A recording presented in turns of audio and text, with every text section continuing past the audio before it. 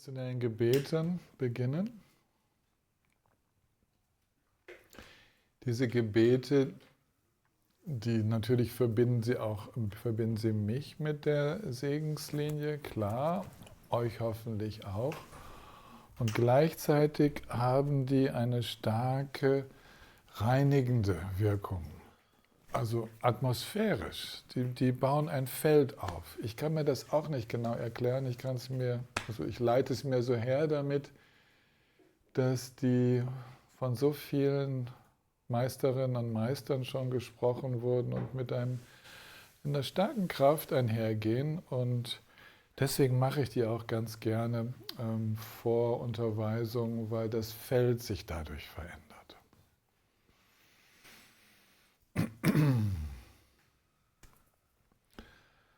Sangye Chedan Sangye Chonam Lan Chanjung Bandu Dani Kyapsunji Dagin Jin Son Jimpe Senamji Drolam Penje Sangye Rumpai Shong Sangye Chedan Sogin Jonam La Janjom Bandu Dani Kyapsunji Dagin Jin Son Jimpe Senamji Rolam Penje Sangye Rumpai Shong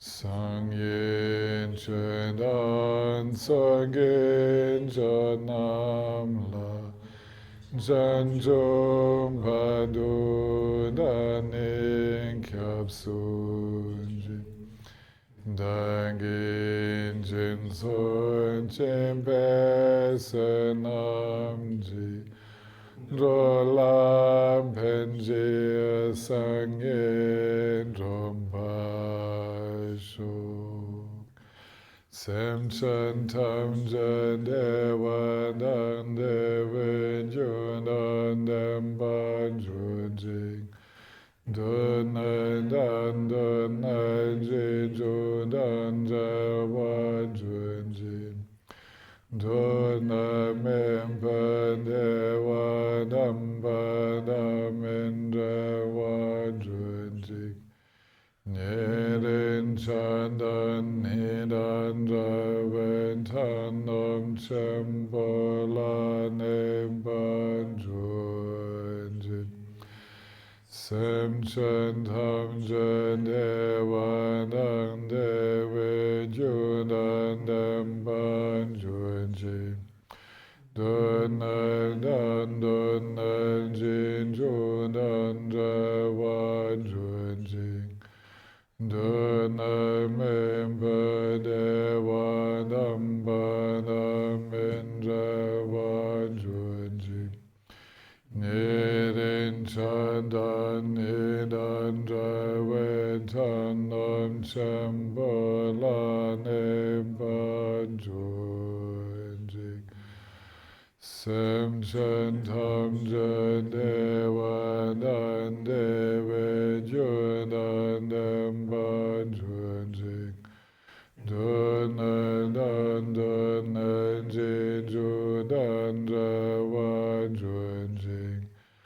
Dona Memba Devanam Banam Indravan Junjin Nirin Chandan Nidan Raventanam Chambola Nemban Junjin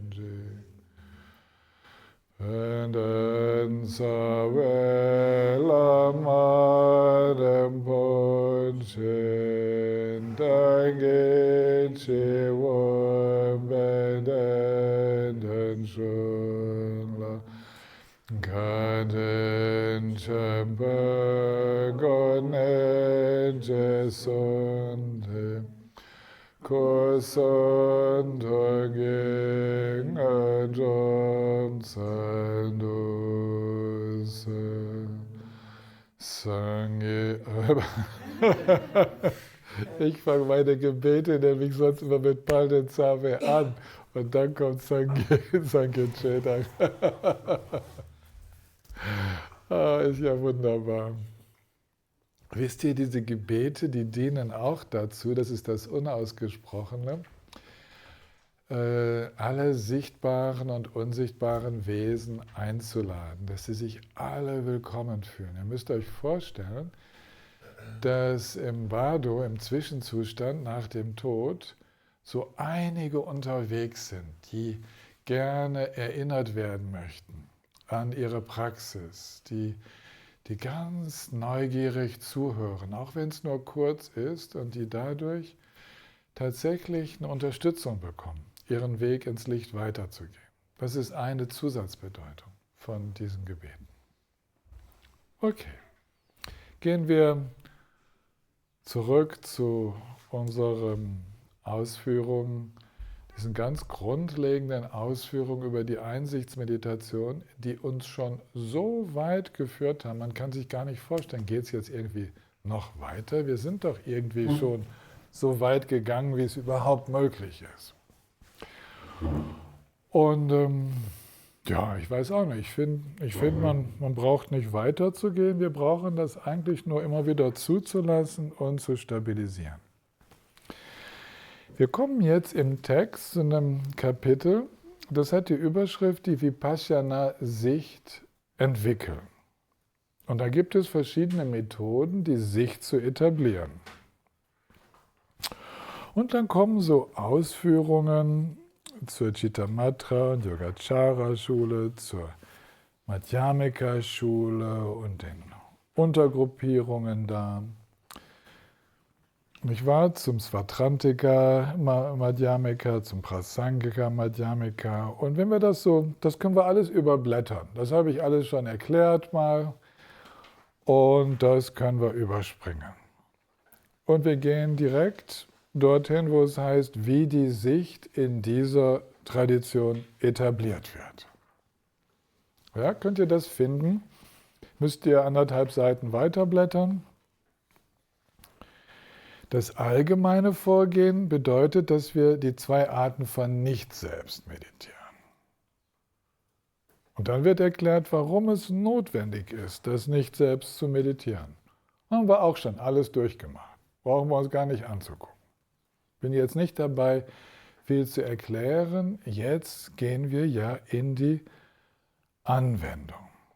Und dann seht ihr, dann habe ich so nach einer halben Seite eine Meditation eingefügt, die heißt, untersuchen, wann und wie das Gefühl von Ich selbst entsteht. Dieses Ich-Gefühl. Ja? Da machen wir weiter. Vorne dran wird erklärt, dass hier jetzt eigentlich, was Ich und Selbst genannt wird, das wird synonym verwendet. Und uns interessiert, wie diese Gefühle von Ich und Selbst anschwellen und abnehmen. Mal da sind, mal weg sind. Es ist etwas ganz Wichtiges, dass wir uns so bewusst werden, dass dieses vermeintliche Ich eigentlich gar nichts Stabiles ist, sondern dass es ein Gefühl ist, was mal mehr oder weniger stark ausgeprägt ist und was auch nicht unbedingt mit zusätzlicher Gefühlstönung einhergeht, dass es irgendwie unangenehm wird. Das kann auch angenehm sein. Es kann unangenehm, beengend sein, es kann auch völlig neutral sein und auch völlig unbemerkt bleiben, wenn wir nicht den Blick darauf richten. Also dieses Ich-Gefühl ist eigentlich ein ganz zahmer Artgenosse. Ja? Eigentlich in sich unschädlich. Es ist nicht etwas, was wir weghaben müssen. Es ist nur ein Gefühl. Wir kämpfen ja auch nicht mit den anderen Gefühlen. Wir wenden uns ihnen liebevoll zu, wir heißen sie willkommen. Was hast du für eine Aufgabe? Worum kümmerst du dich? Ne? Jedes Gefühl hat eine Aufgabe. Und das Ich-Gefühl auch. Das Erste, was mir so einfällt, ist, das Ich-Gefühl gibt eine Sicherheit. Ja, gibt so ein Gefühl der Verortung im Universum. Ich bin irgendwie hier im Körper, ich bin hier in meinem Leben mit den Bezugspunkten, ich bin der oder die, die dir gegenüber sitzt und ja, soweit eigentlich alles okay.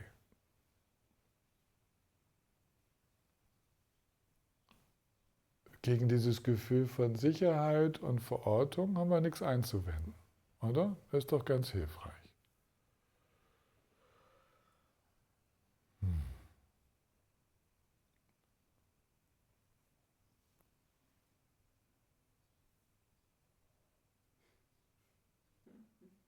Na dann gehen wir doch jetzt mal in die Meditation und erkunden das mal noch ein bisschen weiter.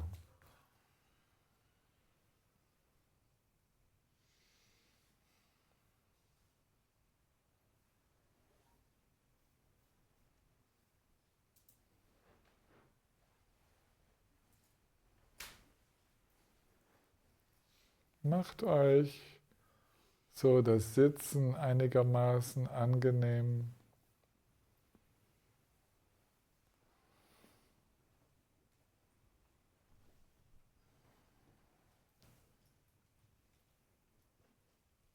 So eine gewisse, ich hoffe, dass ihr ein bisschen ausruhen konntet in der Mittagspause. Und dass ihr jetzt in so ein frisches Erkunden gehen könnt.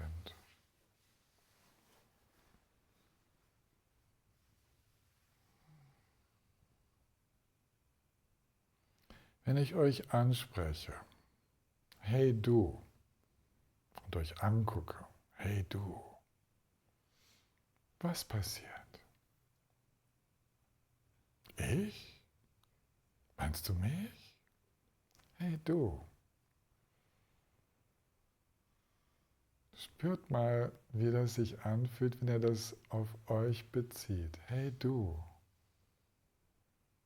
Und wenn ich dann noch frage, wie geht's dir? Hey du.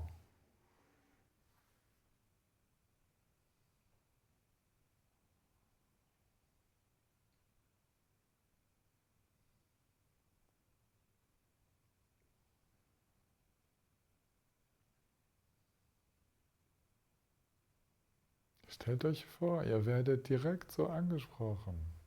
Hallo, wie geht's dir? Hallo, schön dich zu sehen.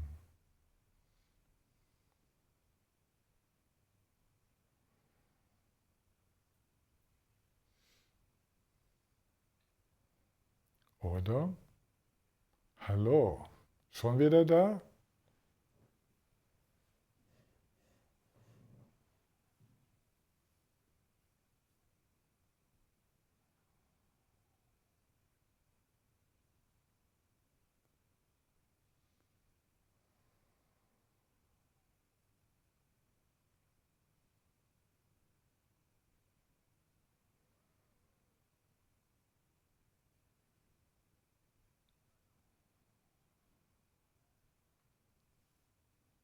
Und dann die Pause, wo wir nicht mehr angesprochen werden, nichts mehr erzeugen. Merkt ihr, wie das da so ein bisschen abflaut?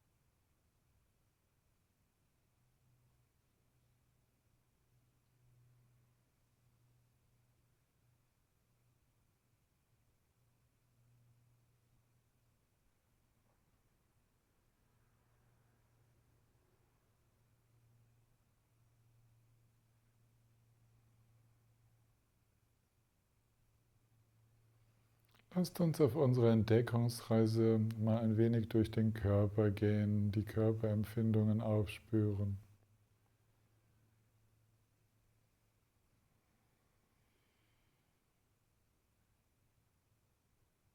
Die Aufmerksamkeit wandert vielleicht zuerst zu den Orten, die am stärksten spürbar sind.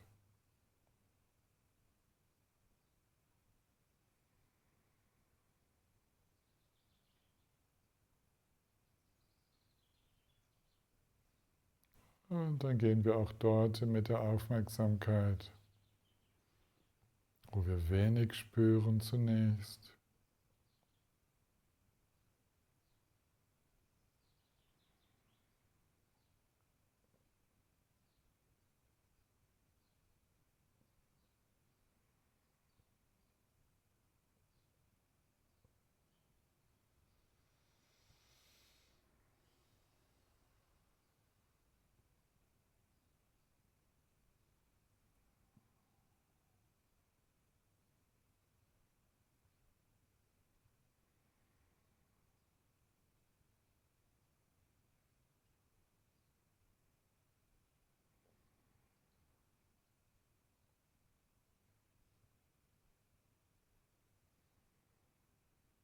Es atmet. Der Körper bewegt sich ein bisschen beim Atmen, vielleicht kreiselt die Wirbelsäule auch so ein bisschen.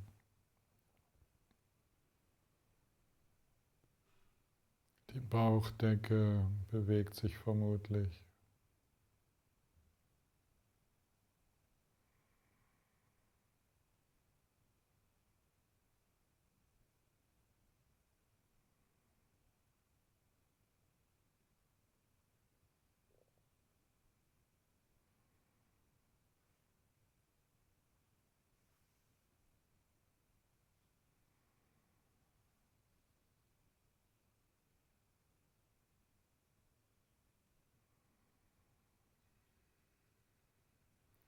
Wie viel davon ist jetzt eigentlich ich?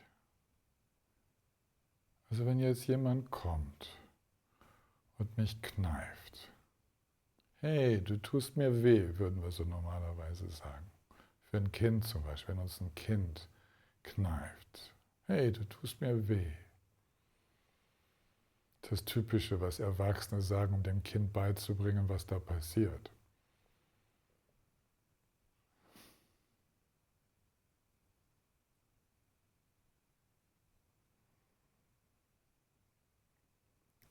Wem wird da wehgetan?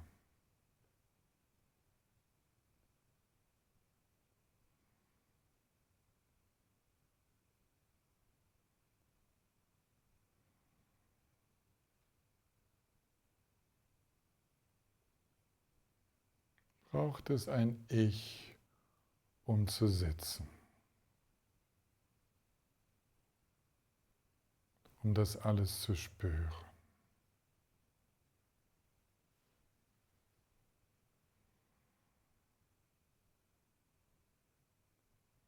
Was passiert, wenn wir wie vorhin dem Ich-Gefühl erlauben, ach, du kannst gerade mal Ferien machen. Ich bin bereit, mich zu öffnen für das, was ohne Ich auskommt. Bin ganz bereit dafür, bin offen dafür. Wie geht es dann weiter? Mit dem Sitzen, dem Fühlen.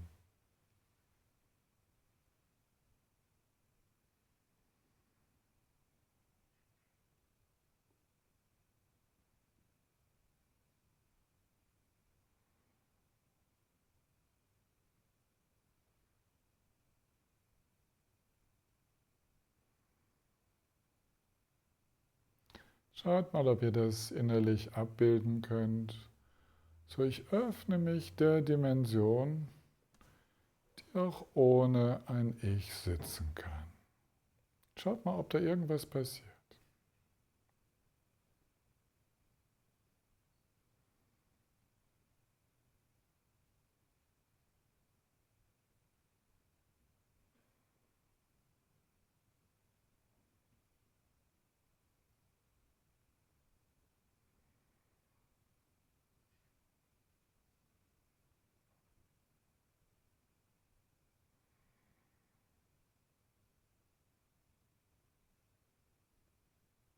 Was mich angeht, so öffne ich mich der Dimension, die auch ohne ein Ich schwätzen kann, sprechen kann, den Dharma vermitteln kann.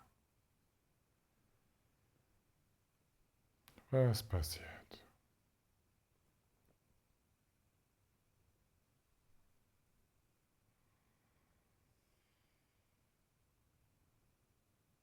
Das könnte für dich bedeuten, ich öffne mich dem Sein, das auch ohne ein Ich hören und verstehen kann.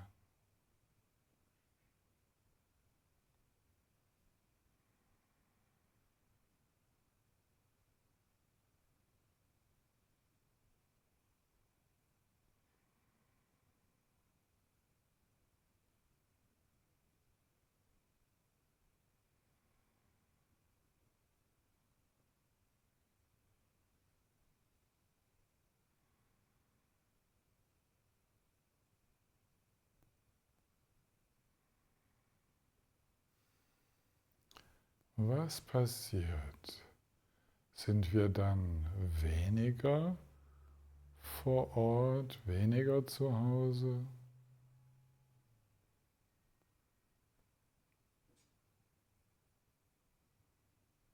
In diesem Sein, in dem das Ich-Gefühl gar nicht notwendig ist, ist da mehr Angst oder weniger? Oder bleibt es sich ohnehin gleich?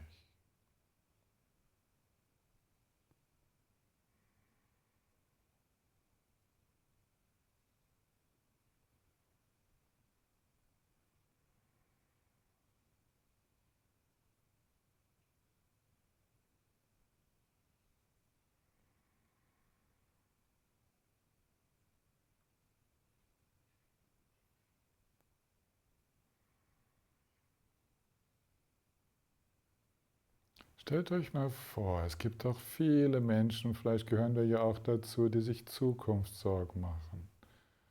Drohende Krisen. Wir öffnen uns dem Sein, auch angesichts der unwägbaren Zukunft. Diesem Sein, das angesichts der unwägbaren Zukunft ohne ein Ich-Gefühl auskommt. Was passiert?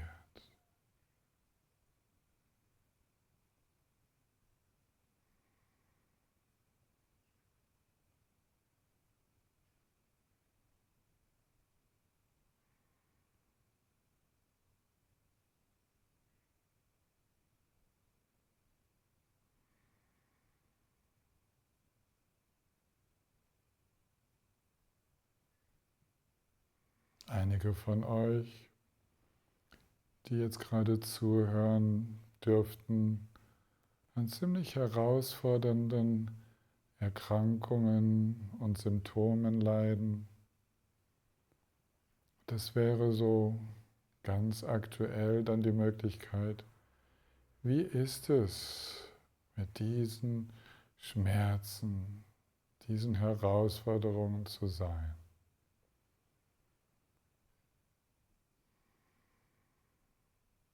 Mit Ich-Gefühl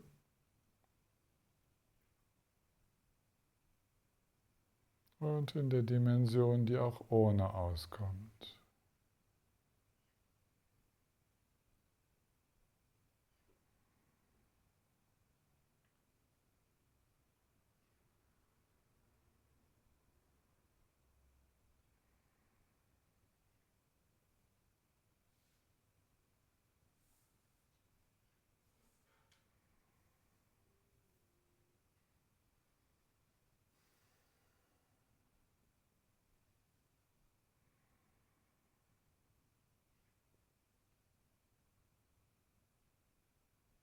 Und jetzt lassen wir das einfach mal sich ganz von selbst weiterentwickeln. Ich schweige mal für eine Weile. Und jeder schaut auf seine Art, ob es da Schwankungen im Ich-Gefühl gibt oder gar keins. Also weder Schwankungen noch ein solches Gefühl zu finden ist.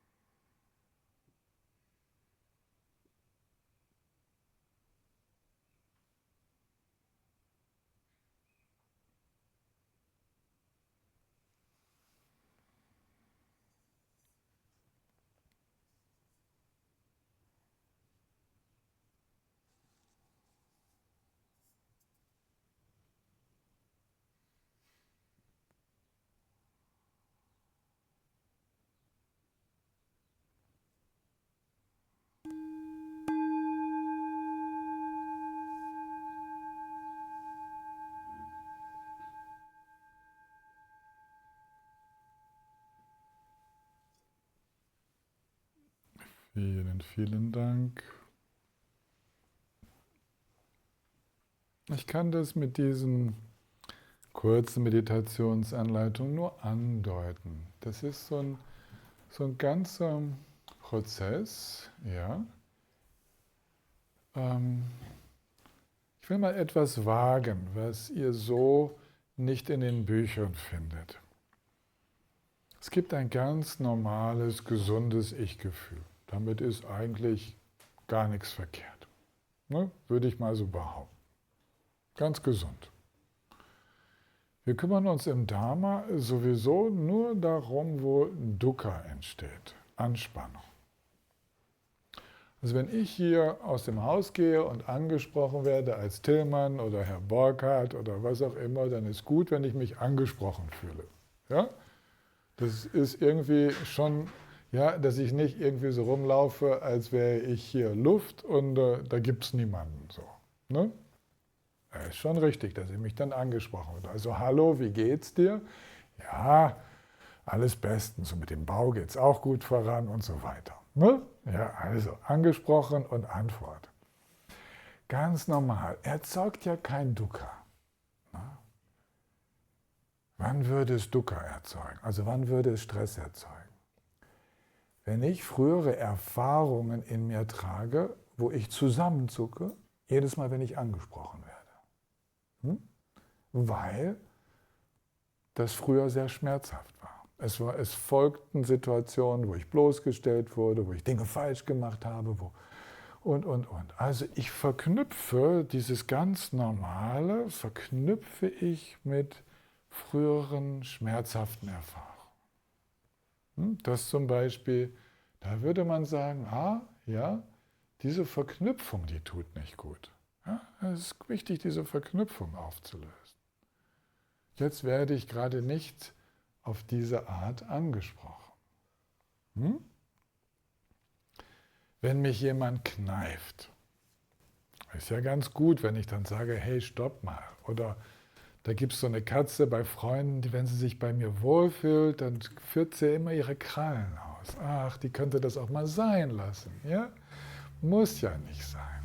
Aber wie viel Identifikation tut da eigentlich gut? Ja? Ein bisschen Schutz für den Körper tut schon gut, weil es geht schon durch die Hosen durch. Ja? Und also ein bisschen, das tut ja schon gut, aber wie heftig muss die Reaktion sein?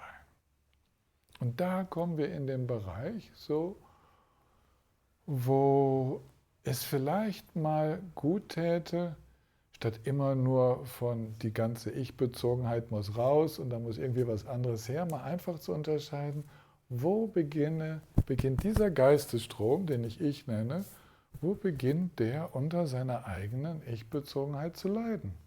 Das ist doch das Interessante. Der Rest, der ist harmlos. Ja? Wenn der Buddha angesprochen wird, der hat auch, das weiß man, der hat auch in der Ich-Form geantwortet.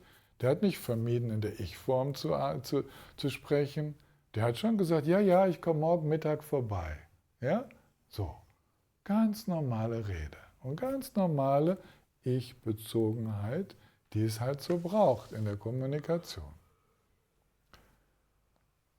Also ich biete euch das mal an, bei diesen Ich-Gefühlen die zu unterscheiden, die eng machen und die zu überschießenden Reaktionen führen, also unangemessenen Reaktionen, und den anderen, die zu völlig angemessenen zwischenmenschlichen Reaktionen, Kommunikation beitragen, die ganz angemessene Selbstfürsorge auslösen. Ja.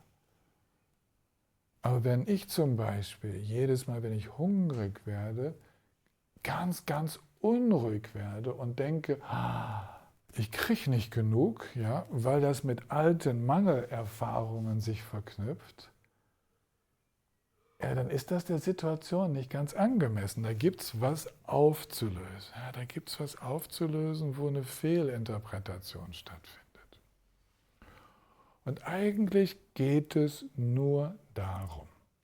Also, In der ganzen buddhistischen Lehre gibt es keine Instruktion zu finden, die zum Beispiel der heutigen Psychologie, dem Psychologen und Psychotherapeuten, irgendwie widersprechen würde, wenn die von diesem dynamischen Ich sprechen, was lernen kann, was lieben kann, was sich austauscht und so.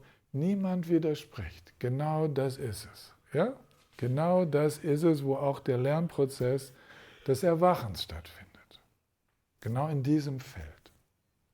Aber alle sind sich einig, dass immer wenn es das da macht, dieses Engwerden, ja, und diese übertriebene Angst auftaucht, die uns lähmt, die uns zum Gegenangriff verleitet, die uns einfach so reagieren lässt, ohne dass die Weisheit und das Mitgefühl noch zum Zug kommen, dass das ein Thema ist, wo wir hingucken sollten.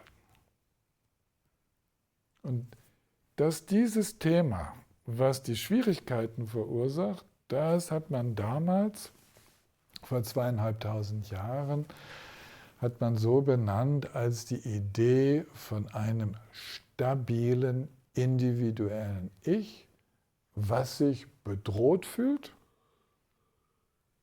wenn es angegriffen wird, ja, was dann immer gleich existenzielle Bedrohung erlebt und was haben möchte, also die Dinge an sich ziehen möchte und in der Trennung lebt. Haben wollen für mich, wegstoßen nach außen vom Unangenehmen. Ja? So diese Muster, von denen wir ja sehr, sehr genau wissen, dass sie das miteinander in dieser Welt schwierig machen, sogar auf eine Art unmöglich machen. Damit es miteinander geht, braucht es andere Haltung. Okay? Also gesundes Ich-Gefühl lässt sich durchaus finden. Ja? Lässt sich durchaus finden. Aber wir können auch da dann noch schauen, weil später dann, wenn wir mal mit den anderen Bereichen aufgeräumt haben, dann können wir schauen, wie viel von diesem gesunden Ich-Gefühl jetzt auch noch überflüssig ist. Ja, das gibt es nämlich auch noch. Das kann zwar ganz harmlos sein und nicht weiter stören, aber es kann auch tatsächlich überflüssig sein. Es kann eine noch größere Offenheit geben, in der die Dinge noch leichter gehen. Ja? Das ist aber eine Entdeckungsreise. Wir wenden uns natürlich immer zuerst dem zu, wo am meisten Schmerz entsteht. Das ist immer das Hauptaugenmerk der Praxis. Dort, wo der größte Stress entsteht. Da versuchen wir, Alternativen zu finden. Okay? Und je stärker wir das Gefühl von einem Ich haben, was wie durch die Zeit geht. Ich, Tillmann, der ich geboren wurde, der ich das erlebt habe, der ich das erlebt habe, der ich diese Situation erlebt habe und jetzt hier bin und da so dieses Gefühl, das bin ich. Ja? Mit diesem Tillmann, da kann es nur Schwierigkeiten geben. Geht gar nicht anders. Der ist so eckig, der kommt kaum durch die Tür durch. Egal wie breit die ist. Ja?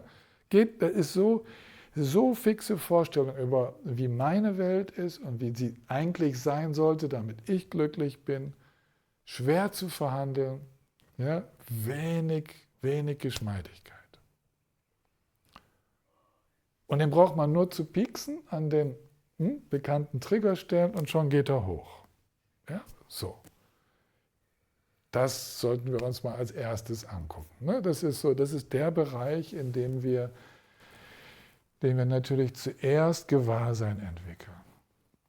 Und mit der Zeit merken wir, ja, es gibt immer mehr Bereiche, in denen es eigentlich besser geht, wenn ich weniger identifiziert bin. Das ist paradoxe Sprache. Wie kann ein Ich weniger identifiziert sein? Ne? Aber tatsächlich ist das durchaus zutreffend. Hey, ich kann sein, ich kann hier unterrichten, ohne besonders identifiziert zu sein. Das geht. Weil das Ich, was ich benutze in dem Satz, ich unterrichte, das ist gar nicht gefüllt mit jeder Menge Anhaftung. Das ist der Unterschied. Es gibt so ein spielerisches Ich. Versteht ihr? Spielerisches Ich bedeutet, das ist die Rolle in der Welt, in die ich reinschlüpfe, wenn es gerade mal ein Ich braucht. und was aber nicht weiter mich belastet, also diesen Geistesstrom füllt und treibt und belastet, wenn es das gar nicht braucht. Wer braucht zum Spazierengehen ein Ich, bitteschön? Braucht es doch gar nicht. Schaut mal hin. Wenn wir, auch wenn die Schnur auf dem Boden liegt, wenn wir auf einer Schnur balancieren, ja, so auf unserem Spaziergang sozusagen, eine schnurgerade Linie gehen wollen, je mehr Ich im Spiel ist, desto mehr wackeln wir. Okay? Und so ist das mit allen Dingen. Je mehr dieses Ich muss das jetzt richtig hinkriegen, je mehr das im Spiel ist, desto unsicherer werden wir. Lampenfieber ist eine starke Form dafür. Verliebt sein und die Person nicht ansprechen können, ist auch so eine starke Form davon. Ja? Oder wenn irgendetwas Kleines passiert, in Existenzangst geraten, ist auch eine Form davon. Das sind alles, man sagt, ja, geht doch besser ohne. Und jetzt sagen uns die Erwachten, die sagen uns, ihr glaubt gar nicht, wie groß der Bereich ist, in dem es diese Identifikation gar nicht braucht. Der ist riesig.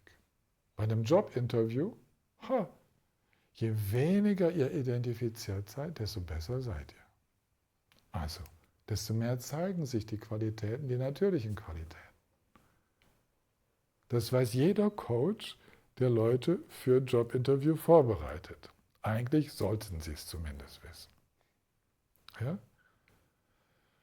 Also es geht deswegen um Entspannung. Könnt ihr euch vorstellen, dass das gesunde Ich-Gefühl ein entspanntes Ich-Gefühl ist? Da sind wir auf der richtigen Fährte. Ein entspanntes Ich-Gefühl, wo sich der Bauch entspannt, wo wir im Becken ankommen, ja? Wo wir plötzlich auf der Erde stehen und nicht wackeln. Ja? Wo wir gerade gehen können, ist ja nur eine Schnur, die auf dem Boden liegt. Ja? Und gehen gerade und machen uns keinen Knoten. So viele Dinge, aus denen wir uns dann keinen Knoten mehr machen. Okay? Auch aus Trennungen unter Umständen nicht. Wir nehmen sie als das, woraus wir lernen können, aber wir sehen auch, dass das Leben so ist. Alles, was zusammengekommen ist, endet in Trennung. Und. Ihr kennt die Beispiele.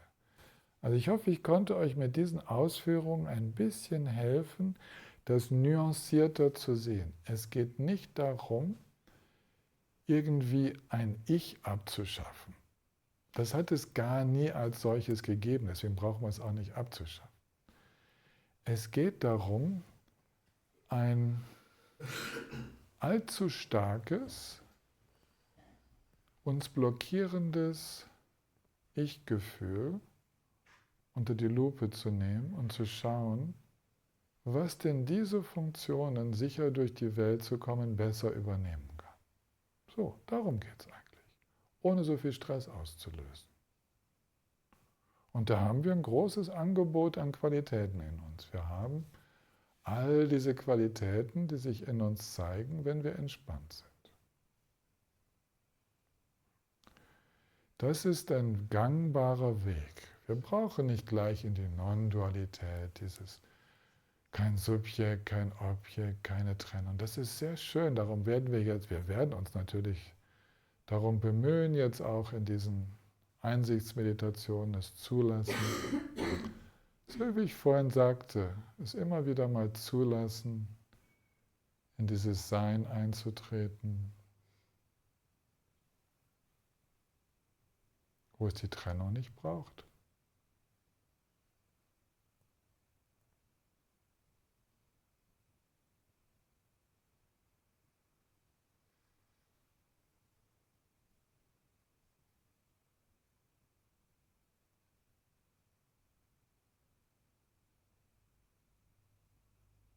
Und dann schauen wir, wann es überhaupt Trennung braucht.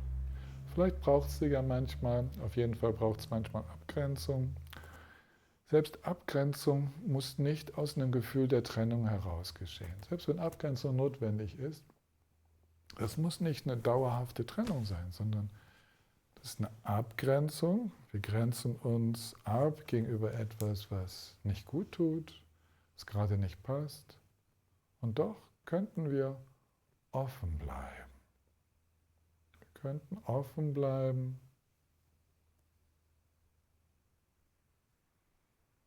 Einfach so. Das wollte ich euch so aufzeigen, ne? Weil wir werden uns natürlich mit diesem Thema des Nicht-Selbst, ja, werden wir uns befassen. Und es wird so viel verstanden, so viel verstanden.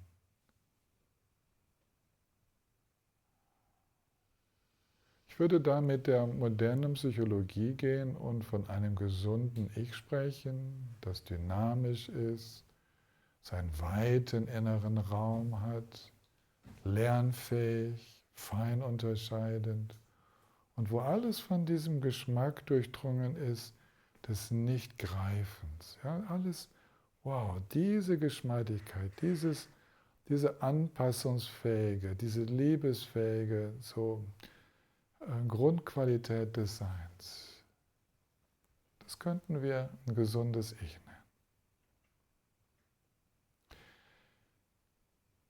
Behaltet das mal im Geiste so und vielleicht auch in euren Notizen, weil es wird nicht so viel darüber geschrieben. Ja, es findet sich, diese Differenzierung, die findet sich nicht so oft in den Büchern, aber sie erscheint mir wichtig. Ja, die Frage nach dem Ich und Selbst wurde ja auch gestern schon gestellt und sie wird uns begleiten.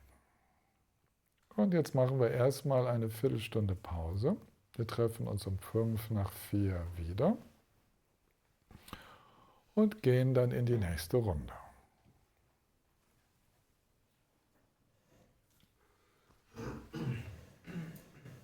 Das ist wie, als würden wir im selben Raum sitzen. Ich kann euch zuschauen, wie ihr euch niederlasst und gucken, ob jetzt alle soweit sind, dass wir starten können. Das geht natürlich nur bei denen, die ihre Kamera anhaben.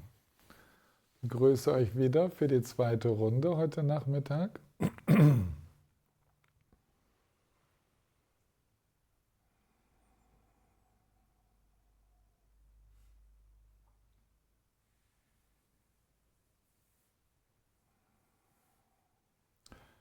Also ja, der Grad unserer Entspannung, also unserer Geschmeidigkeit, ist schon sozusagen der Test, ob wir gerade mit einem einengenden Ich-Gefühl unterwegs sind oder nicht.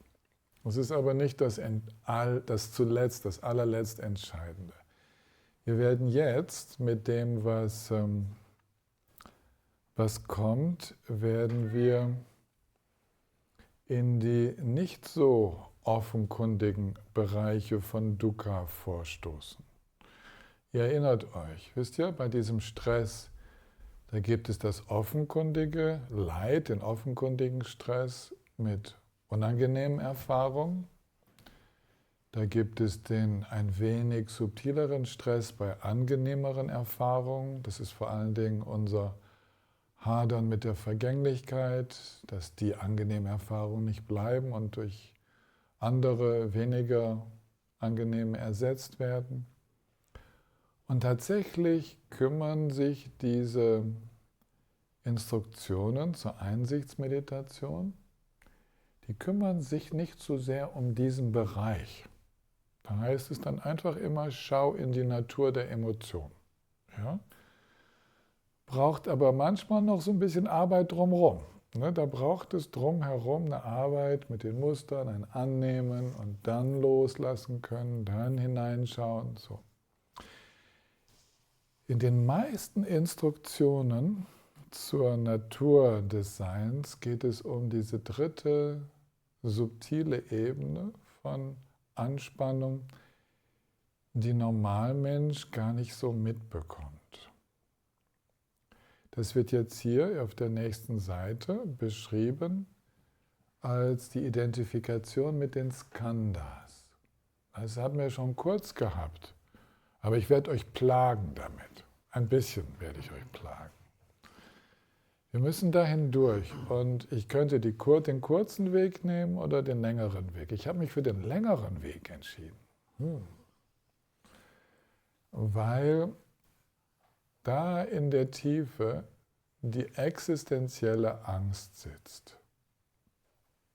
Existenzielle Angst bedeutet die Angst, nicht mehr zu sein, wenn dieses Leben zu Ende ist.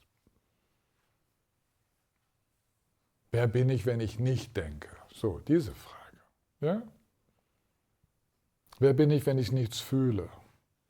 Wer bin ich, ja, so diese. Was ist eigentlich los, wenn dieser Körper nicht mehr ist? Da in der Tiefe, da grummelt es. Ja? Und die Menschen, die durch Krankheiten, Unfälle und dergleichen so an die Grenze kommen, oder einfach durch Atemnot und was es auch sein kann, die merken, wie aus der Tiefe eine gewaltige Kraft kommt, die man dann tatsächlich Stress nennen muss. Das ist gewaltiger Stress, ne?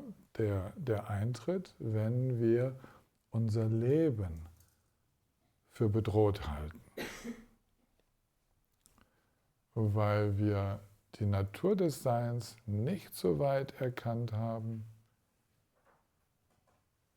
dass wir gelassen in den Übergang gehen könnten, auch wenn er unfreiwillig stattfindet. Ist ja meistens so, dass er unfreiwillig stattfindet. Aber für manche kommt er auch zu spät. Die wären gerne schon früher gegangen. Also das unfreiwillige Leben gibt es auch, nicht nur den unfreiwilligen Übergang.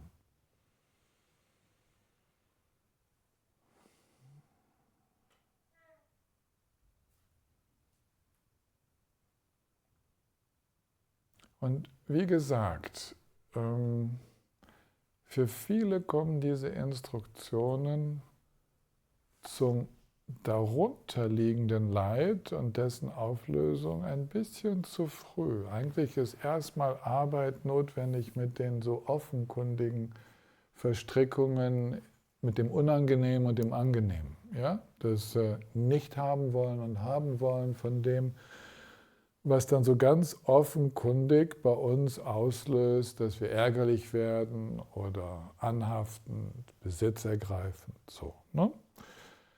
Das ist so das Offenkundige.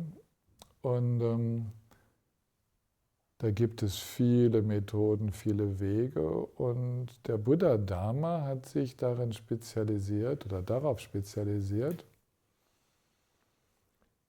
dieses untergründige Leid anzugehen, diese untergründige Identifikation, die dann tatsächlich auch die Wurzel der anderen Formen von Stress ist.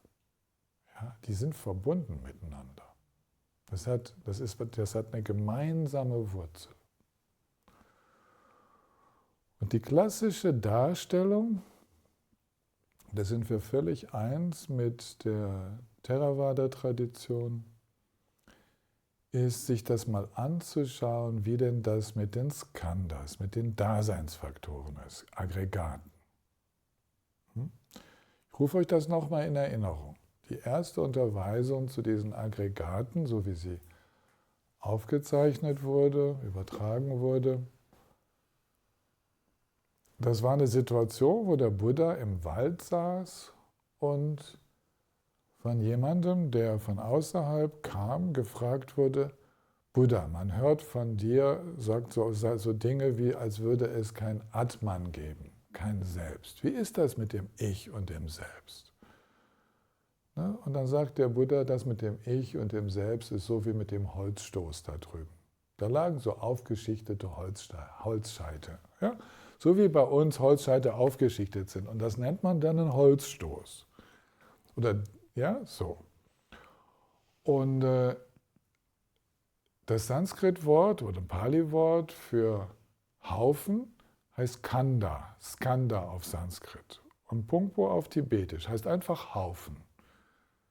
Wir übersetzen das mit Aggregaten, aber bedeutet einfach dieser Haufen da drüben, dieser Erdhaufen da oder dieses was auch immer Haufen. Ja?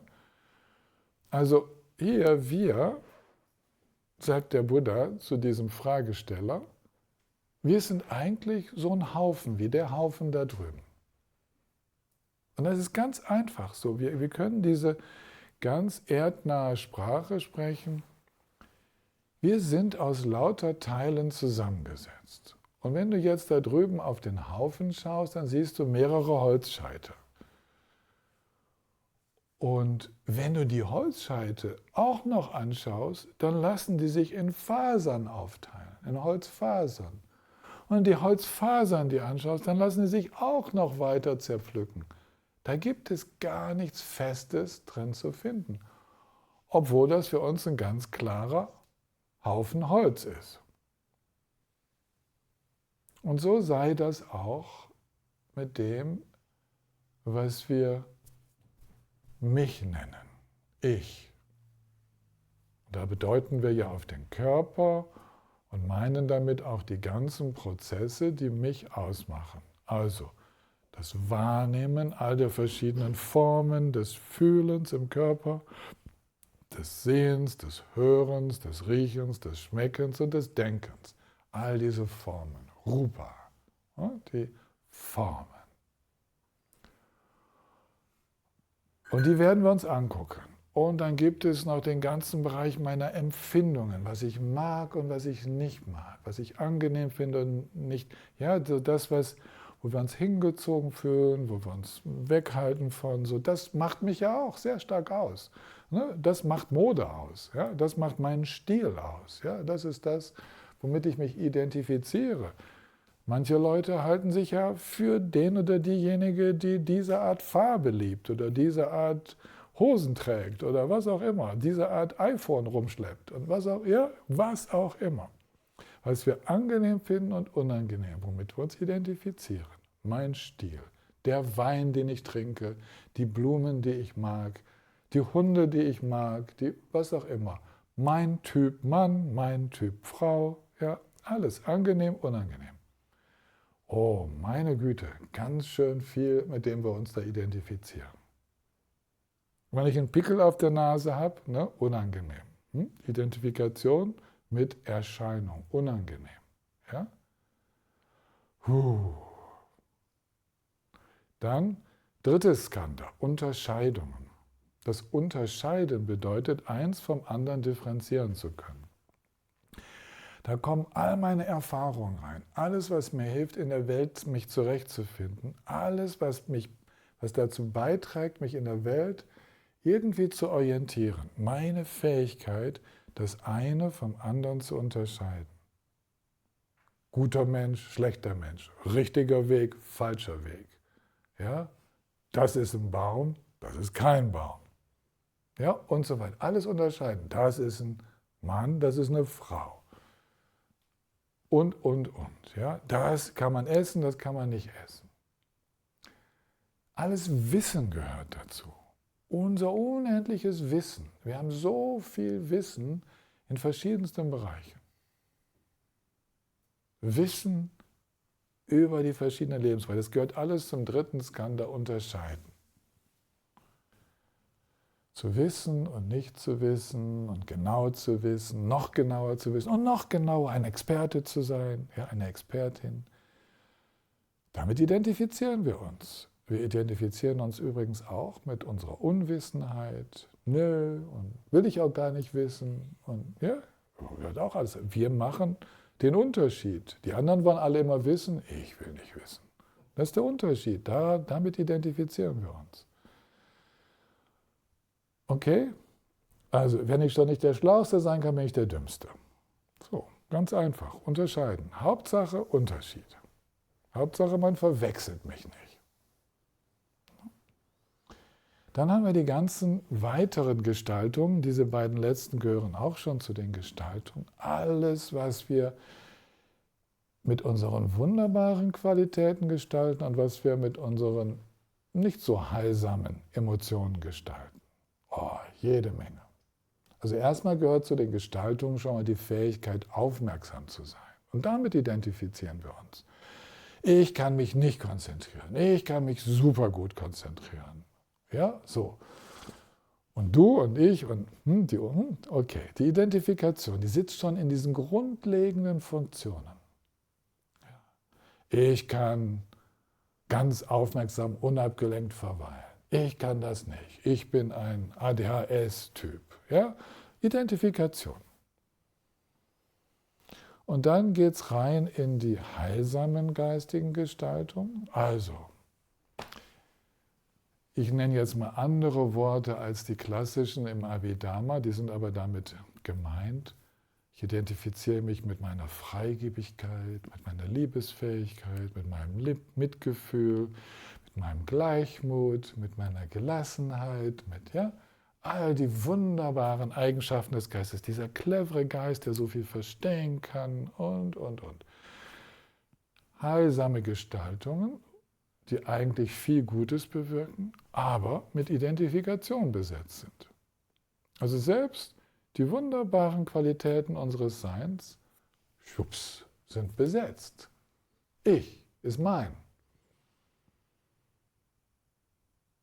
Und dann gibt es sogar noch so Situationen, wer denn wohl freigebiger ist, ich oder du. Ja? Wer denn wohl schlauer ist, ich oder du, statt sich zu freuen, dass beide schlau und schnell und groß und stark und sonst was sind. Ja? Wow, da sind wir aber schon bei den nicht heilsamen Gestaltungen. Also bei den Kräften des Ärgers, Wut, Hass, Ablehnung, Groll, der Scham, Schuldgefühle noch und noch. Ja, wir sind bei den ganzen Begierde, Sucht, haben wollen, Eifersucht. Oh, die ganze Palette der verschiedenen Formen von Stolz, Hochmut, Arroganz und so weiter. Rivalität. Es geht die Post ab. Ja? Und wir haben so viel Unwissenheit gepaart mit Angst. Ja, so viel, wo wir einfach nicht klar sind. Das sind die Gestaltungen. Ja, das sind die gestaltenden Kräfte. Und tatsächlich identifizieren wir uns damit. Ich bin ein Begierdetyp. Ich bin halt so. Ich bin so stolz. Muss damit zurechtkommen. Ich bin halt auf. Ja, ich lebe von der Konkurrenz. Ich muss im Wettbewerb unterwegs sein. Ja? Oder ich bin eine Nullnummer. Ich schaffe sowieso nie was. Und niemand liebt mich. Und das sind alles Gestaltungen. Ja? Wir gestalten unsere Welt und wir sind damit identifiziert. Und die Summe von all dem, was ich jetzt beschrieben habe, kombiniert mit den 6 Sinnesfeldern, spüren, sehen, hören, riechen, schmecken und denken, führt zu unglaublich vielen Bewusstseinszuständen. Und die Grundidentifikation dabei ist, ich bin das, was ich erlebe. Ich bin mein jetziger Bewusstseinszustand. Das bin ich. Und bitte red mir nicht ein, dass das, was ich erlebe, irgendwie anders sein. Ich bin das. Ja? Bitte manipuliere mich nicht. Ja? Versuch nicht, meinen Bewusstseinszustand irgendwie zu beeinflussen, was natürlich immer passiert. Aber den will ich festhalten. Das ist mein. Ja? Das ist mein Territorium. Wow. Okay? 5 Skandhas, die das ganze Leben beschreiben. Die haben sich ziemlich gut bewährt. Man könnte die bestimmt noch in mehr unterteilen, man kann sie auch in weniger unterteilen. Eine einfache Unterteilung ist in Körper und Geist, aber der Körper ist halt schlussendlich auch Geist. Also irgendwie, Unterteilungen gibt es viele, aber der Mechanismus ist immer derselbe. Dass etwas aus dem, was wir erleben, für mich und mein gehalten wird. Und jetzt gibt es die Möglichkeit, sich mit einzelnen Aspekten des Skandhas zu identifizieren. Es gibt zum Beispiel schlaue Menschen, die haben das Gefühl, sie identifizieren sich nicht mit ihrem Körper, auch nicht mit ihrer Kleidung, nicht mit ihrem Stil. Die versuchen, keine Vorlieben zu haben. Ja? Die identifizieren sich halt vorliebend mit ihrem Bewusstsein. Ja? mit was auch immer, der Klarheit ihres Geistes oder wie sie halt so unterwegs sind. Also die Bastionen der Ich-Bezogenheit, die werden unter Umständen sehr subtil, aber es findet sich alles beschrieben in diesen Skandhas. Man kann sich mit allem von dem identifizieren, dann hat man eine Menge, ja, mit dem man so unterwegs sein kann. Das Tolle ist, wir haben noch mehr Möglichkeiten, als was ich beschrieben habe. Man kann sich nämlich zusätzlich noch mit seinen Kindern identifizieren und mit seinen Eltern und den Kindeskindern und den Großeltern und den Urgroßeltern und überhaupt mit dem ganzen Dorf, der Stadt, der Nation. Wisst ihr, die Möglichkeiten sind unglaublich, aber das Prinzip ist dasselbe. Das Prinzip ist immer, etwas wird als ich und mein erlebt. Und wenn das irgendwie angegriffen wird, wenn das an Kraft verliert, an Einfluss, an Stärke, an Gesundheit, an Beachtung, an Liebe und so, dann kommt alles ins Wackeln. Unsere Ich-Identifikation baut auf etwas, was in sich wackelig ist, weil es halt dynamisch ist. Und da werden wir uns jetzt drum kümmern. Ich muss euch das antun, wir müssen da durchgehen, mal diese Skandhas eins nach dem anderen uns so, ja, wie die so entstehen. Ne?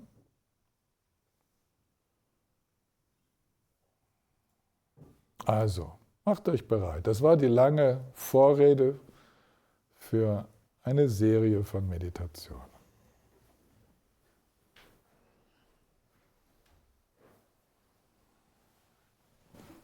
Also, ich mache es mir jetzt auch ganz bequem.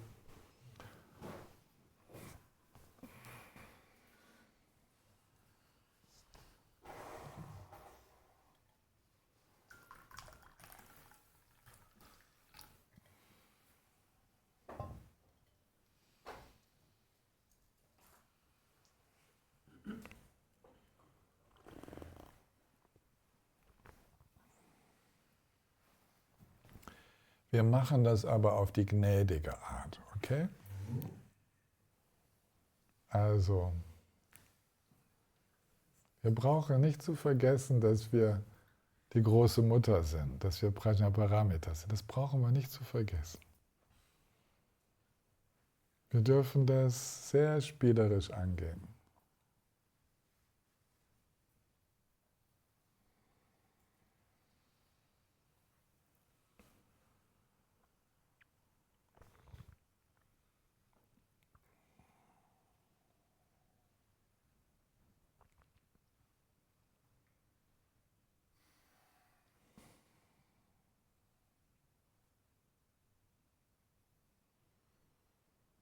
Wir werden uns in dieser ersten Meditation mit Rupa beschäftigen, den Formwahrnehmungen, Körper und alles, was sich als Formen zeigt.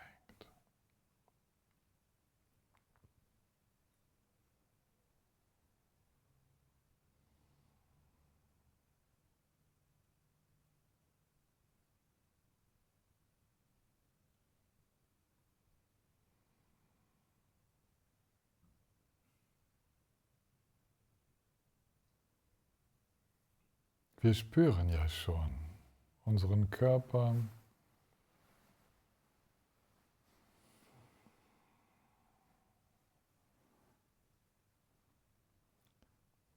Vielleicht spürt ihr auch dieses Vibrieren in den Zellen. Ich spüre noch die warme Tasse in meiner Hand.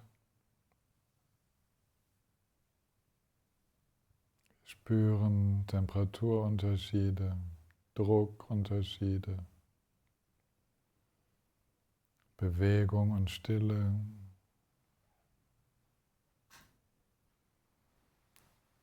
Wir spüren die Auswirkung der Schwerkraft.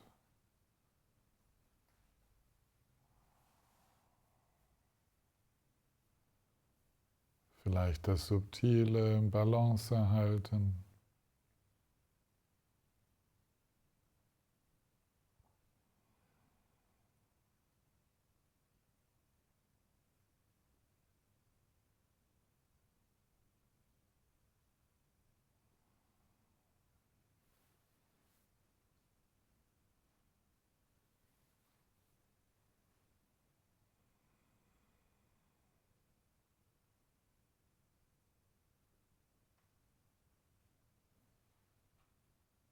Wir sind bei dem, was der Buddha die körperlichen Gestaltung nannte, das Erleben der körperlichen Sinnesempfindungen.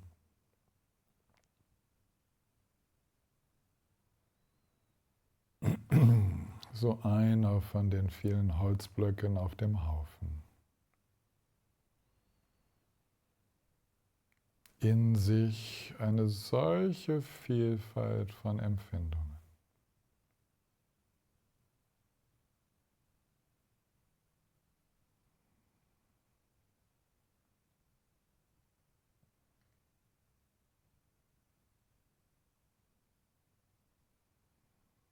Wir können gar nicht so schnell sprechen, wie wir die verschiedenen Empfindungen wahrnehmen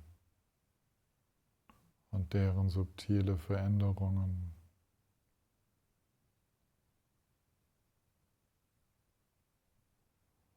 Wir brauchen auch gar nichts zu sagen und wir brauchen auch nichts zu benennen.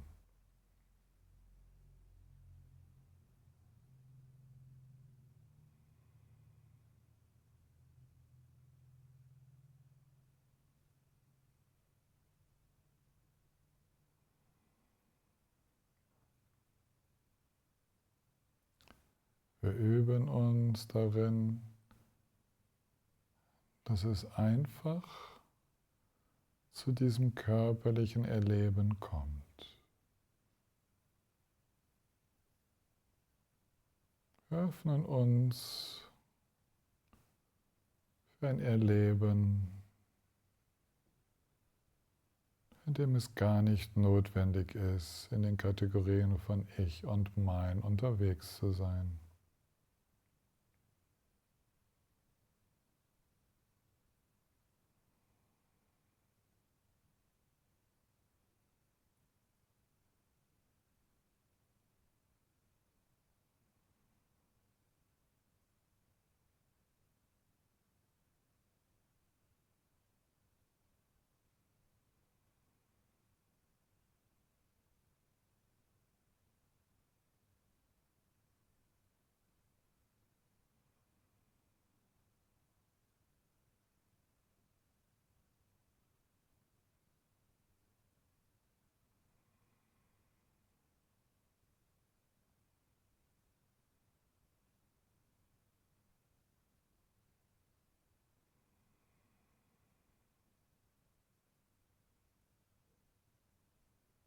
Alle Bereiche körperlichen Erlebens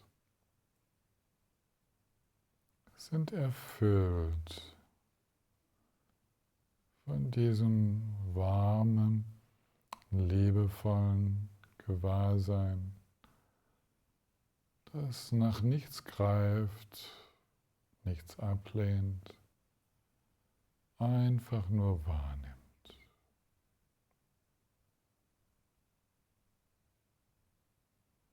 Gewahrsein und Erleben werden eins.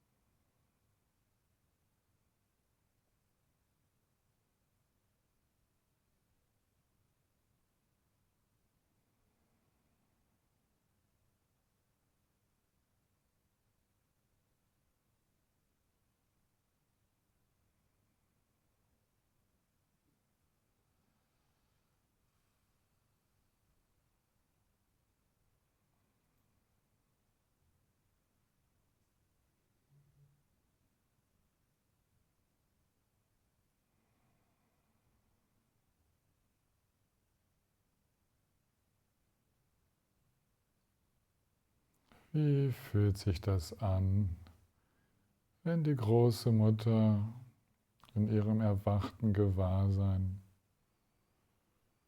in einem menschlichen Körper unterwegs ist?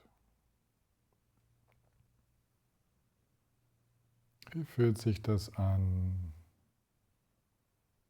wenn wir als vollkommen freies Wesen in einer körperlichen Form unterwegs sind?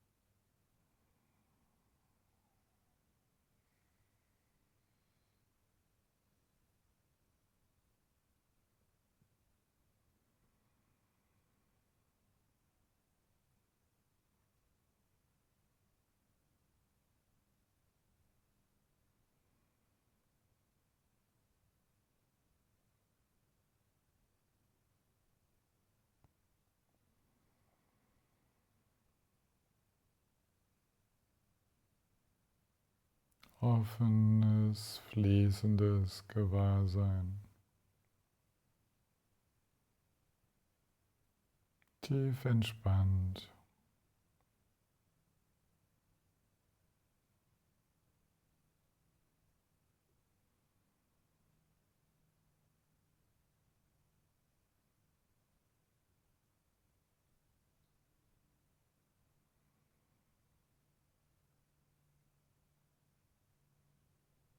Und dabei erleben wir immer feiner innen, außen, über den Körper hinaus.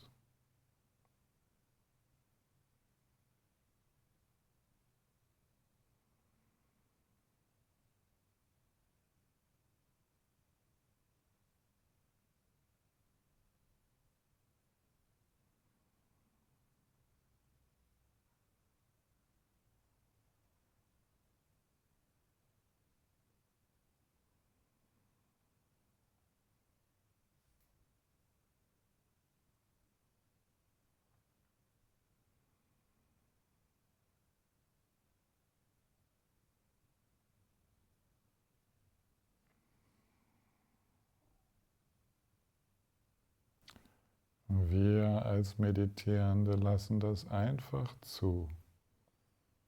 Wir brauchen nichts zu tun und wer Lust hat, kann auch einfach sich als Meditierender zur Ruhe setzen, sozusagen abtreten.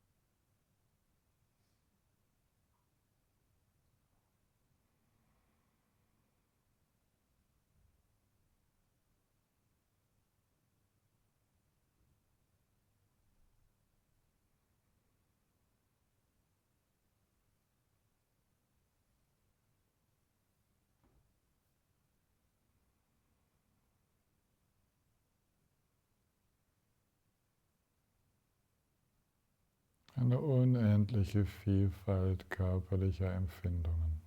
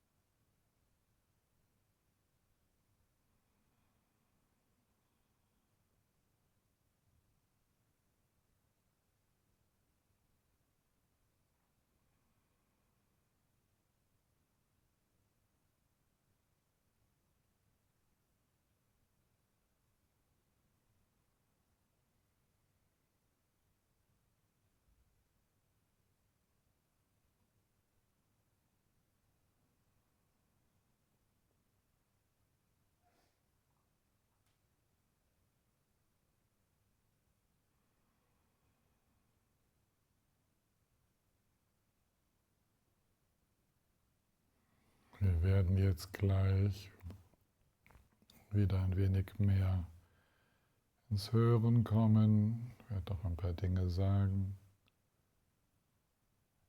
Nehmt noch ein klares Bild in euch auf, eine klare Erinnerungsspur.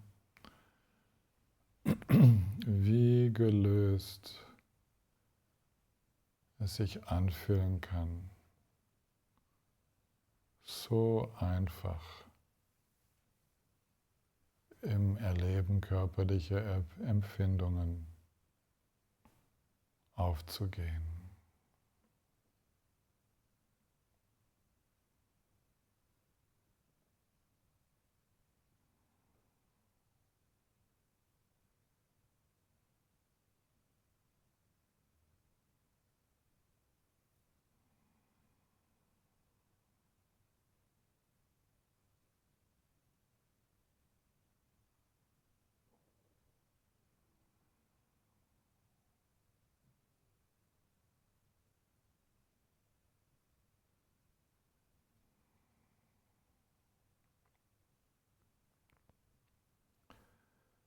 Mach diese Übung auch zu Hause. Sie ist so etwas von einfach.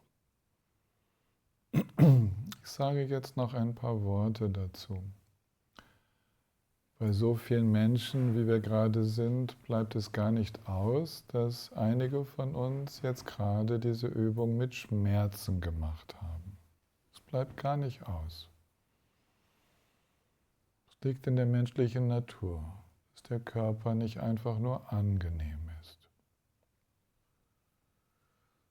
Und ich habe auch schon oft so praktiziert, wenn ich Schmerzen hatte. Große, starke Schmerzen. Und es ist erstaunlich, wie das hilft. Es ist nicht einfach. Es ist nicht einfach. Ne? Wenn man einen starken Schmerz hat, dann verkrampft sich die Region. Und wir trauen uns kaum da drumherum und da hinein zu entspannen. Wenn wir es schaffen, merken wir, dass die Schmerzen keineswegs stärker werden. Die Schmerzqualität wandelt sich. Was wir normalerweise Schmerz nennen, ist eine Mischung aus der enormen Intensität körperlicher Erfahrung und der Ablehnung dagegen, dem Gegenkrampf sozusagen. Ja? Das, was das begrenzen möchte, zurückhalten möchte, eindämmen möchte. Es ist eine Kombination von etwas höchst Intensivem mit etwas, was dagegen schützen möchte. Und dieser Schutz, der kommt tatsächlich aus dem sich identifizieren mit dem Körper und dem Angst haben davor, von der Intensität dieses Erlebens überrollt zu werden, überwältigt zu werden, überflutet zu werden. Ja? Braucht eine gewisse Zeit, Übung, vorsichtiges Herantasten. Ist auch keineswegs irgendein Anspruch, dass das jetzt immer gelingen müsste, sich völlig zu entspannen. Aber wenn es dann mal möglich ist, dann bleibt das, was wir vorher als Schmerz erlebt haben, als pure Intensität übrig. Es hat nicht mehr den Geschmack von Schmerz, es ist pure Intensität. Es ist eine spannende Erfahrung und trägt dazu bei, dass sich diese intensiven Erfahrungen auch schneller wandeln können, als wenn wir einen Gegendruck, eine Gegenkontrolle aufbauen. Es hätte nahegelegen, das wollte ich aber jetzt nicht machen, ich würde es ansprechen, während ihr in einem etwas stärker kontrollierenden Bewusstsein seid. Es hätte nahegelegen in der Meditation, das kann man kontemplieren, Situationen in die Erinnerung einzuladen, wo wir stark identifiziert waren mit dem Körper. Ja, also wo wir starke körperliche Identifikation im Schmerz, in der Begierde, im Ärger, wo auch immer hatten, im Erleben der Natur, so. Ich will jetzt nur andeuten, ihr sollt das jetzt nicht machen, weil ich möchte nicht, dass jemand in irgendwas Schwieriges reinrutscht. Aber wenn ihr mal für euch selbst, so in dem Maße, wie es für euch stimmig ist, mal so zurückdenkt an die Situationen, wo wir mit dem Körper identifiziert waren und was das mit uns gemacht hat, wie wir da drauf waren, wie wir reagiert haben.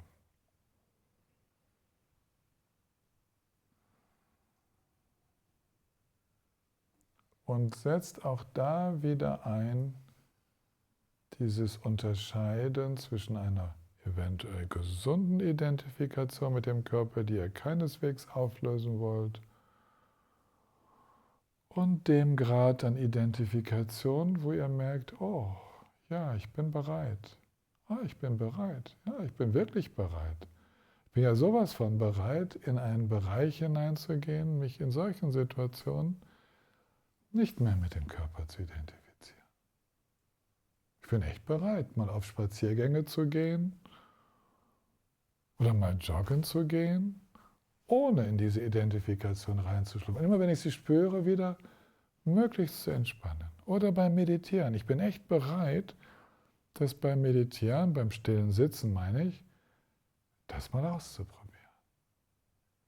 Ich bin bereit, sozusagen, um in der Sprache von vorhin zu bleiben, als große Mutter unterwegs zu sein. Nicht als Großmutter, ja, als die Prajnaparamita, die Weisheit, die alle Buddhas hervorbringt. Das Mitgefühl, das wäre die väterliche Seite, das alle Buddhas beseelt. Ja, so, ich bin bereit.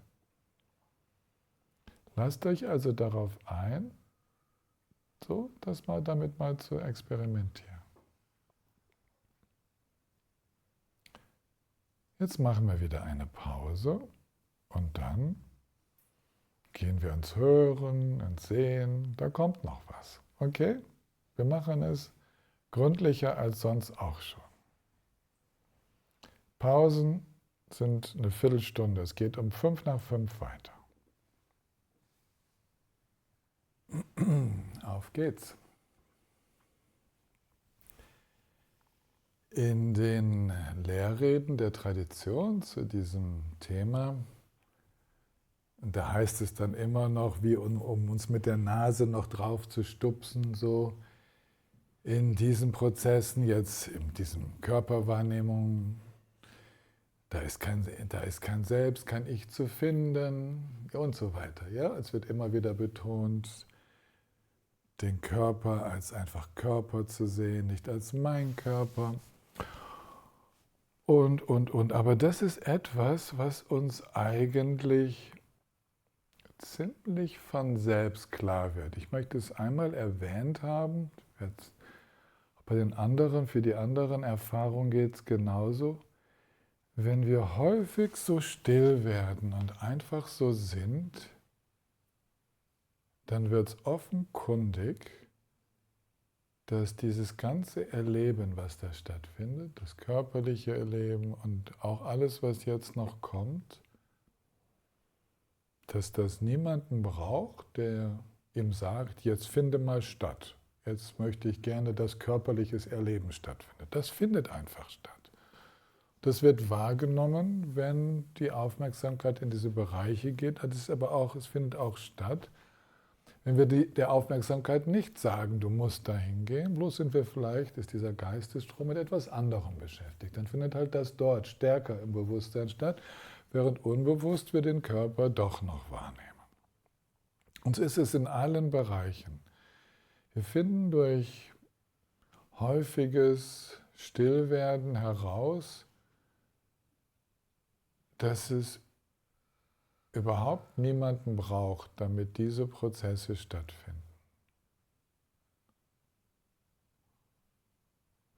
Und selbst kompliziertere Dinge, Also Nagarjuna damals im 2. Jahrhundert, der nahm zum Beispiel das Gehen, selbst das Gehen, wo man ja umfallen könnte, wo man ja Gleichgewicht behalten muss und vorwärts geht, selbst das Gehen findet wunderbar statt ohne ein Ich. Ja, selbst das Radfahren, das gab es damals noch nicht. Ist wunderbar. Ja, selbst das Autofahren. Wann braucht es beim Autofahren ein Ich? Das wäre jetzt die nächste Meditationsaufgabe für euch. Ja, so das mal rauszufinden. Dann nehmt eure Lieblingsfortbewegung und schaut mal, wie viel Ich es wann braucht. Und wie viel davon tatsächlich, wir nennen das ja so in unserer Sprache, wie viel davon schon automatisiert wurde. Ja, das sind ja so Abläufe, wo wir gerne sagen, das wurde halt mal ganz aufwendig gelernt von einem Ich und dann wurde es automatisiert. Und jetzt erinnert euch mal, welche Kinder am schnellsten laufen lernen. Die mit Angst oder die ohne Angst? Mit mehr Ich oder mit weniger Ich? Wie ist das mit dem Schwimmen lernen? Wie ist das mit allem, wo man sich verkrampfen kann? Verkrampfen tut nicht gut, oder? Verkrampfen ist einfach kontraproduktiv beim Lernen. Dann dauert selbst das Radfahren lernen, das dauert dann ewig lang. Und so ist es bei so vielen Dingen. Wir können das wirklich beobachten. Entspannt geht es leichter. Bis zu einer gewissen Leistungsgrenze und dann braucht es die zusätzliche Anspannung, aber selbst diese zusätzliche Anspannung, die kann auch noch einen guten Schuss Entspannung vertragen. Ja? Sonst riskieren wir sogar, dass wir uns überanstrengen, dass wir gar nicht unsere Grenzen merken, ja? Dass wir unsere Feinfühligkeit verlieren, weil wir so im Wollen drin sind. Ja, untersucht das mal, diese Prozesse, und jetzt werden wir dann gleich zum Hören kommen. Das könnt ihr jetzt schon anfangen, während ich noch ein bisschen spreche. Wie diese Prozesse, wie viel Ich-Identifikation brauchen die, wie viel ich will, ich muss jetzt aufmerksam sein, ich muss jetzt hören. Wie viel davon braucht es eigentlich? Wie findet das Verstehen statt, das Verstehen von Worten? Könnt ihr euch noch an die Situation erinnern, wo ihr unbedingt verstehen wolltet und euch alles behalten wolltet und irgendwie nichts kam rein, weil zu viel Anspannung da war? Da gibt es eine Aufmerksamkeit, die wir kultivieren können, eine erhöhte Aufmerksamkeit, die mehr hört, die mehr wahrnimmt. Lasst uns untersuchen, wie das geht. Wie das geht, dass wir mehr hören. Wir gehen jetzt ins Hören. Macht es euch wieder bequem. Hören braucht ja nun wirklich keine Anstrengung. Wir müssen nur schauen, dass ihr vielleicht das Fenster ein bisschen öffnet, weil es braucht schon ein bisschen Klänge, ein bisschen Geräusch, aber vielleicht reicht ja euer Kühlschrank aus oder was auch immer ihr in der Nähe habt. Auch unser eigener Körper macht ja Geräusche. Also schaut mal, was es da so zu hören gibt und wie das Hören geschieht.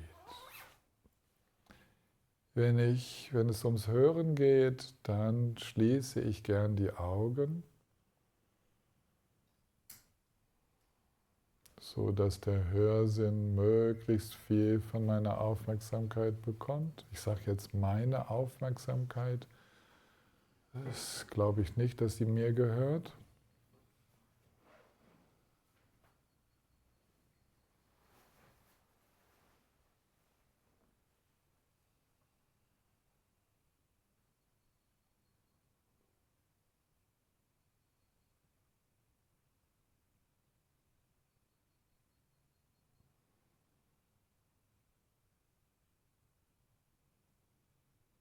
Wir erlauben uns, wir erlauben diesem Geistesstrom, diesem Bewusstseinsstrom, diesem Sein ganz hineinzugleiten in die Welt des Hörens.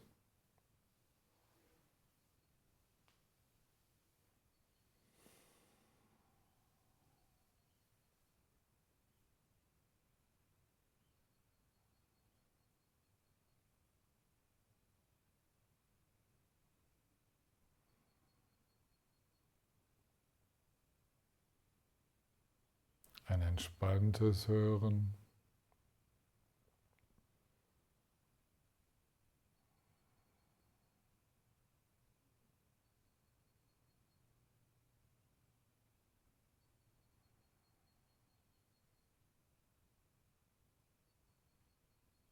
Und da sind zunächst die offenkundigen Geräusche.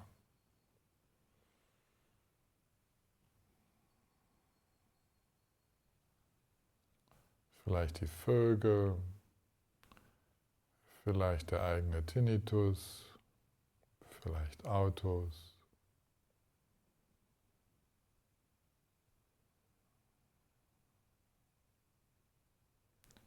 Und dann sind da die weniger offenkundigen Geräusche.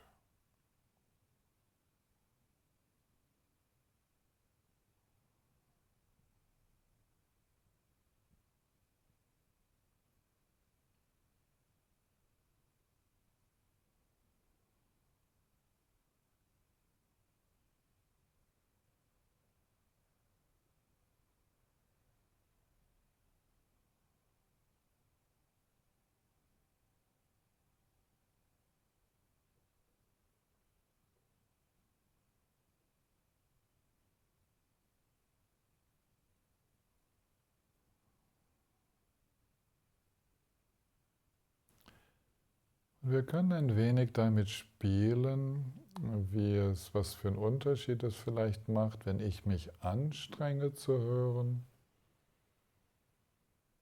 oder wenn sich dieses Ich entspannt und wir aus der Entspannung heraus hören.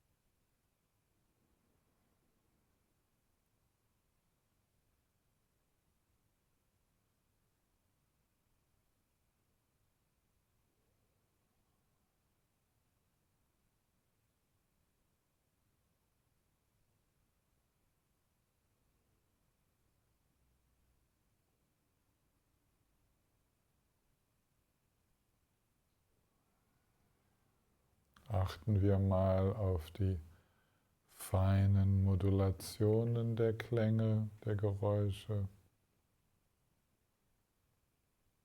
das Vibrieren in den Geräuschen,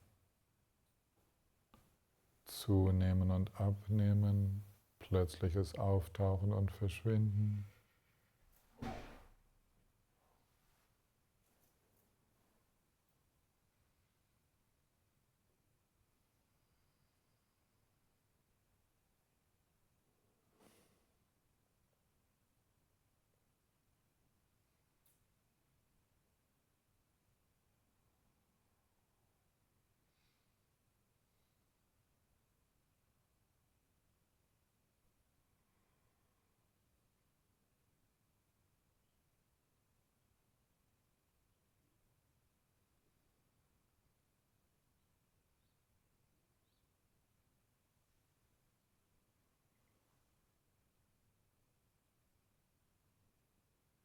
Manchmal ist es so, als würden wir die Stille hören.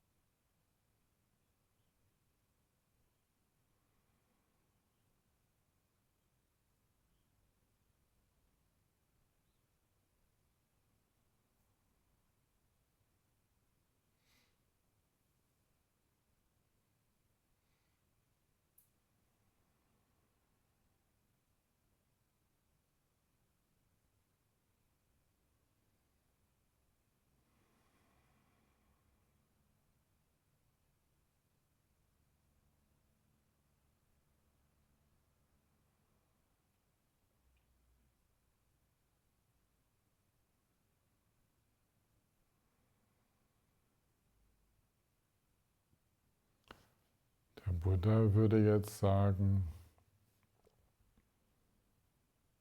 schau, das ist wieder so ein Klotz im Holzhaufen. Die Hörwahrnehmungen, all die Klangformen.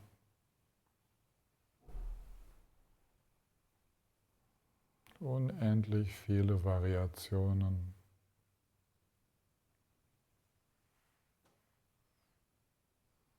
Gibt es in diesem Klangerleben ein Ich?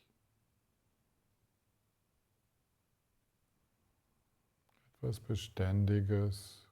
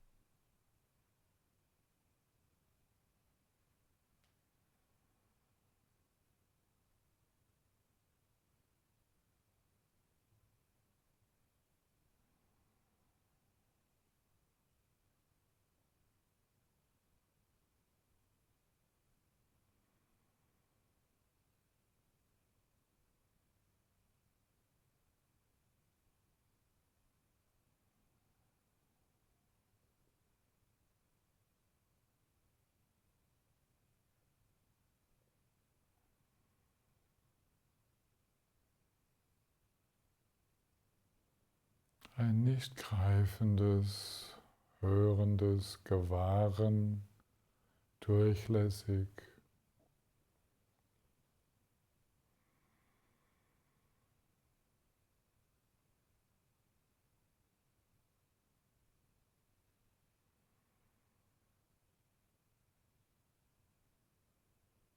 Bloß weil die Identifikation weniger wird, hört das Hören noch nicht auf. Hören geschieht weiter, genauso wie das Spüren der Körperempfindungen weitergeht.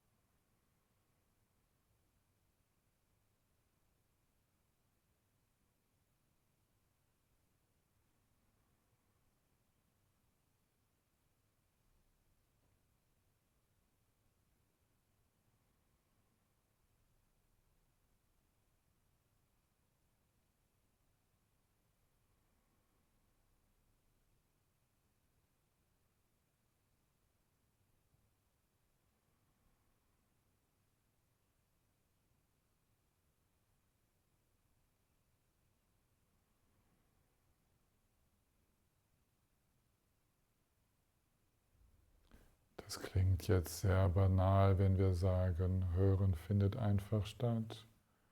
Körperliches Spüren, Empfinden findet einfach statt. Es hat eine große Relevanz, wenn wir uns an Gespräche erinnern oder Situationen, wo wir so energisch sagen, ich höre das, ich habe das gehört. Ich habe gehört, wie du das zu mir gesagt hast. Wo du das mit meinem Körper gemacht hast, mich so und so berührt hast. Mich, das heißt mich, mein Körper berührt hast. Da merken wir, dass die dann anspringende Identifikation ganz schön etwas ausmacht. Sehr viel ausmacht.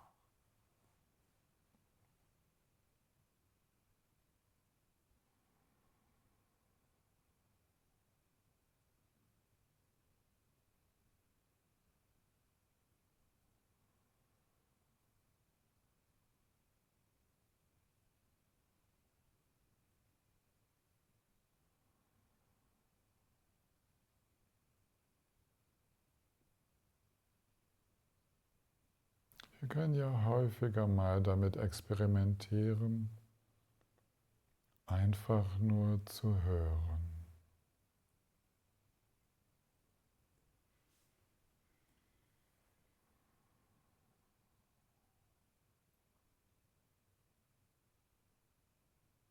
Und wir kommen schon zum vorübergehenden Ende dieser Übung. Ich möchte nicht unerwähnt lassen, dass auch das Hören voller Mitgefühl mit unserer ganzen Präsenz, wenn wir in einem Gespräch sind, dieses zutiefst mitschwingende Hören, dass auch das umso besser geht, je weniger identifiziert wir sind. Ich möchte es schon mal in den Raum stellen, weil es kommt eigentlich sehr viel später. Weil dieses bloße Hören, okay, das ist nicht da, wo wir uns meistens verstricken. Ja, mit den einfachen Geräuschen. Es sei denn, es ist der Rasenmäher, der berühmte von nebenan, ja, oder die Säge, die was auch immer uns auf die Nerven geht. So. Aber es geht weiter mit diesem Nicht-Identifiziert-Sein in ein körperliches Spüren, das von Mitgefühl durchdrungen ist, wo wir uns die Resonanz zu Nutzen machen, die wir im Körper spüren können. Resonanz im Hören, wo etwas in uns mitschwingt. Es geht weiter. Das wollte ich schon mal angedeutet haben. Wir werden weiter forschen. Denn tatsächlich ist es so, dass uns nichts, was wir spüren im Körper und was wir hören, jetzt gleich kommen wir zum Sehen, dass uns das irgendwie unbeteiligt lässt. Alles hat Auswirkungen in uns. Ja, alles wirkt. Indem dass es wahrgenommen wird, hat es noch mehr Wirkung. Und da ist sehr, sehr wichtig, ob es in die vorhandene Identifikation hineinwirkt oder in einen offenen Raum, in dem sehr viel mehr möglich ist, als nur auf unsere Muster zu treffen, die Muster unserer Identifikation, ich und mein. Okay? Schüttelt euch mal ein bisschen, was ihr halt gerade so braucht. Ne? Weil wir gehen jetzt gleich ins Sehen, wir brauchen dazu keine Riesenübung, aber wir werden irgendwie nochmal 10 Minuten oder so mit dem Sehen experimentieren.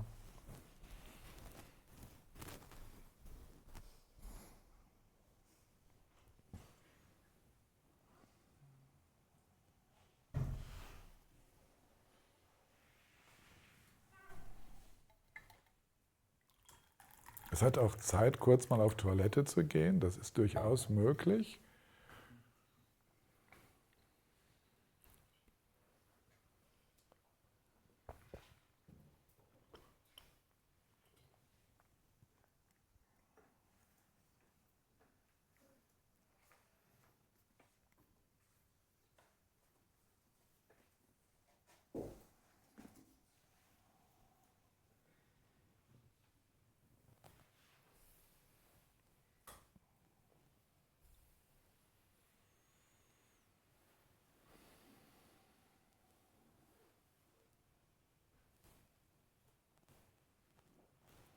Ja, wenn ihr euch so vorbereitet auf die nächste Meditation, wo es ja um das Sehen geht, dann schaut schon mal, dass die Lichtverhältnisse bei euch so sind, dass es euch angenehm sein wird, die Augen offen zu halten, dass es nicht zu grell ist, dass ihr für das Sehen vielleicht, ja, es kann ganz schön sein, auf den Bildschirm zu schauen, da bewegt sich immer irgendwie etwas. Es ist ganz gut, wenn bei dieser Übung mit dem Sehen, Wenn wir nicht auf eine weiße Wand schauen, die weiße Wand ist eine subtilere Übung von Sehen. Beim Schauen auf ein unbewegtes Szenario, da merken wir, das ist ein Spiegel davor, wie viel innerlich abläuft, während wir die Augen offen haben und dass wir eigentlich nie derselbe Mensch sind, dieselbe Situation erleben beim Schauen auf die weiße Wand. Das normale Sehen, die normale Sehübung ist in der Natur entstanden, wo eigentlich immer irgendwas los ist. Ne? Da bewegt sich immer irgendwo ein Grashalm, ein Blättchen, ne? Da fließt Wasser, da ist irgendwie immer was los. Deswegen, wenn ihr gerade die Gelegenheit habt, rausschauen zu können und trotzdem noch die Stimme zu hören, nutzt die Gelegenheit. Sonst reicht es auch im Raum mitzukriegen, was da so alles los ist. Oder halt Bildschirm.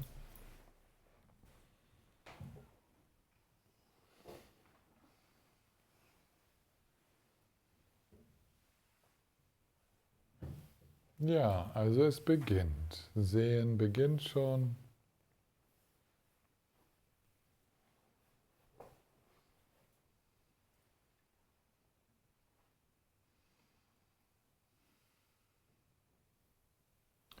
Es ist ein nicht fixierendes Sehen. Es geht jetzt nicht darum, irgendwo sich einen Punkt auszusuchen. Aber es geht auch nicht darum, den Blick überall hin schweifen zu lassen, sondern er bewegt sich halt so ein bisschen, wie es ihm gut tut.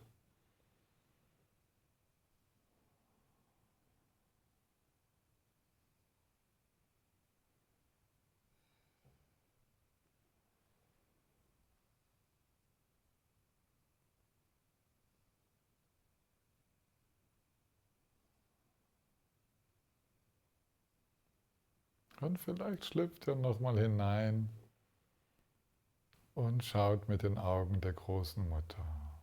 Wie würde eine Erwachte schauen? Wie findet da das Sehen statt?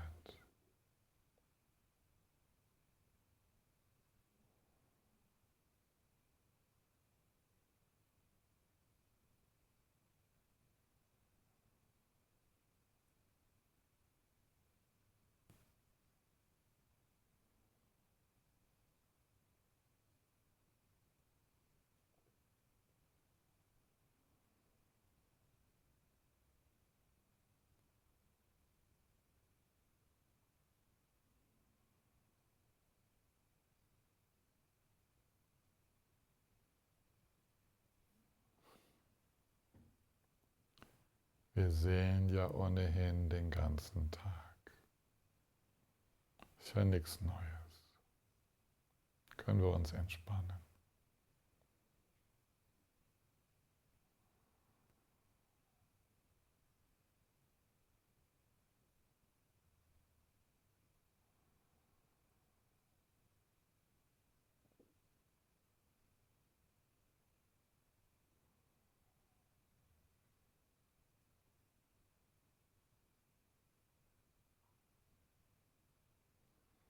Lasst uns so ein wenig Aufmerksamkeit dem dynamischen Prozess des Sehens schenken.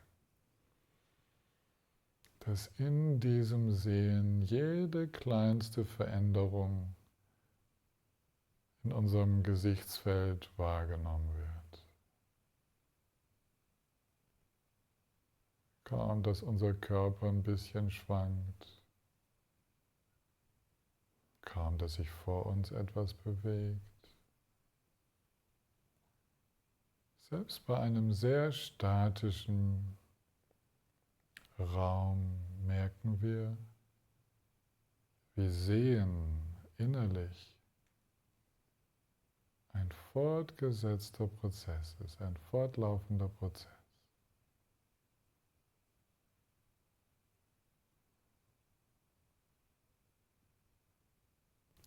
Sehen ist dynamisch. Und wenn wir die Augen schweifen lassen, dann wird es umso bewusster.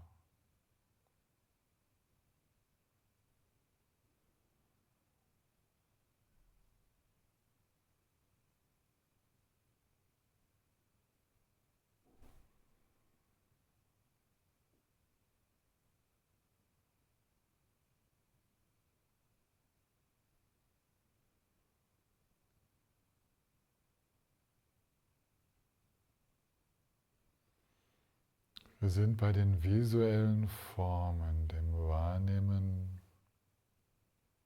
visueller Unterschiede,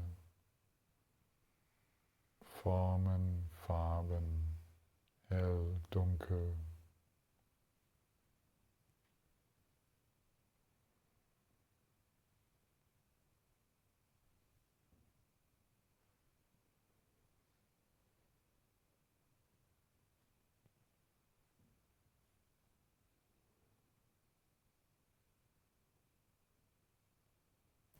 Jetzt möchte ich eine kleine zusätzliche Übung mit euch machen, die schon in das zweite Skandha hinübergeht, in die Empfindungen. Lasst den Blick ein wenig schweifen und schaut mal, wo es besonders angenehm gerade ist, nur für jetzt gerade hinzuschauen. Lasst ihn weiterschweifen, schaut mal, ob es einen Bereich gibt, wo es etwas unangenehmer ist, hinzuschauen.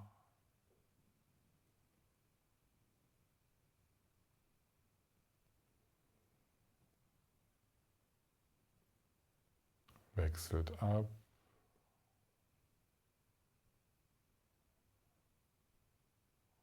Und geht in eine noch wachere Resonanz hinein.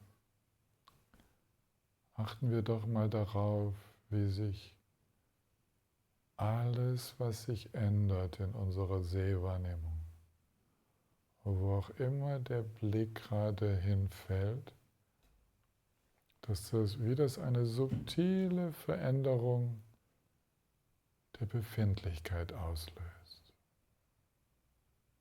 Es macht einen Unterschied, ob ich auf dieser Sitzmatte den Blick habe oder auf dem Boden, dem Holzboden, auf der Kamera,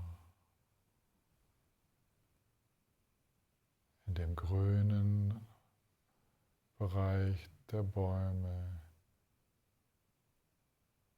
in dem bräunlichen Bereich. Egal wo, wie die Farben wirken.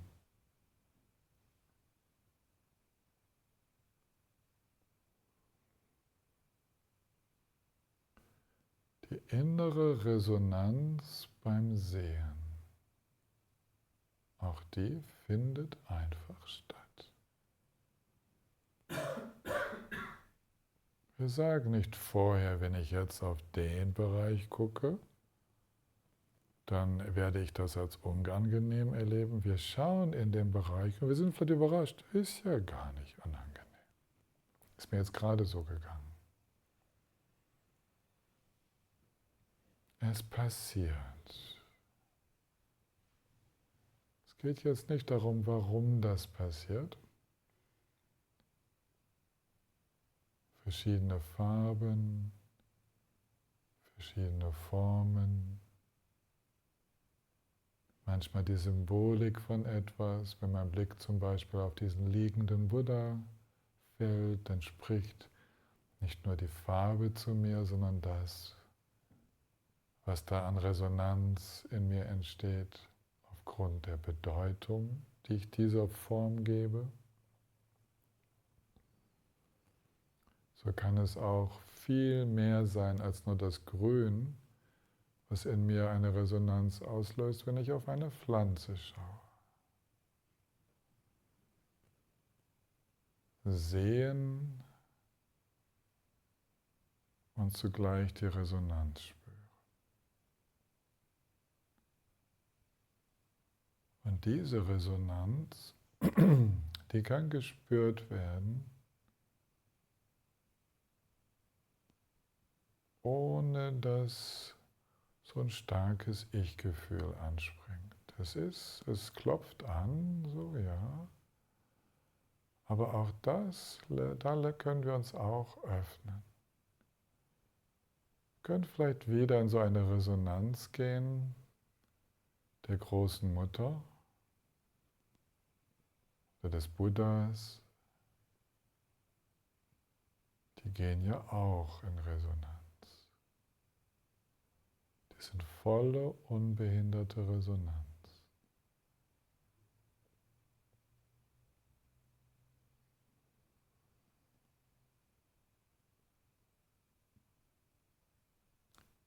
Wie würde sich unser Sehen noch weiterentwickeln, noch weiter zeigen, wenn wir wirklich noch einmal als die große Mutter, der große Buddha schauen, so mit unserem ganz offenen Herzen.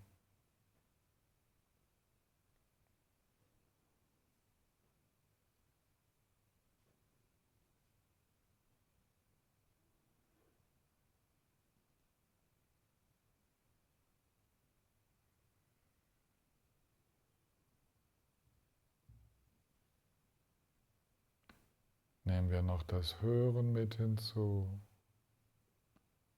Sehen und Hören in diesem offenen Sein.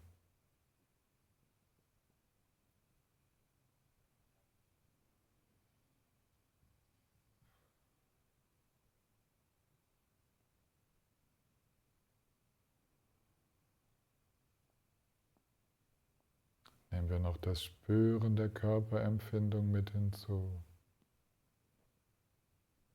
Ganz offen, volle Resonanz, ohne Identifikation, ohne irgendwo ins Greifen zu kommen.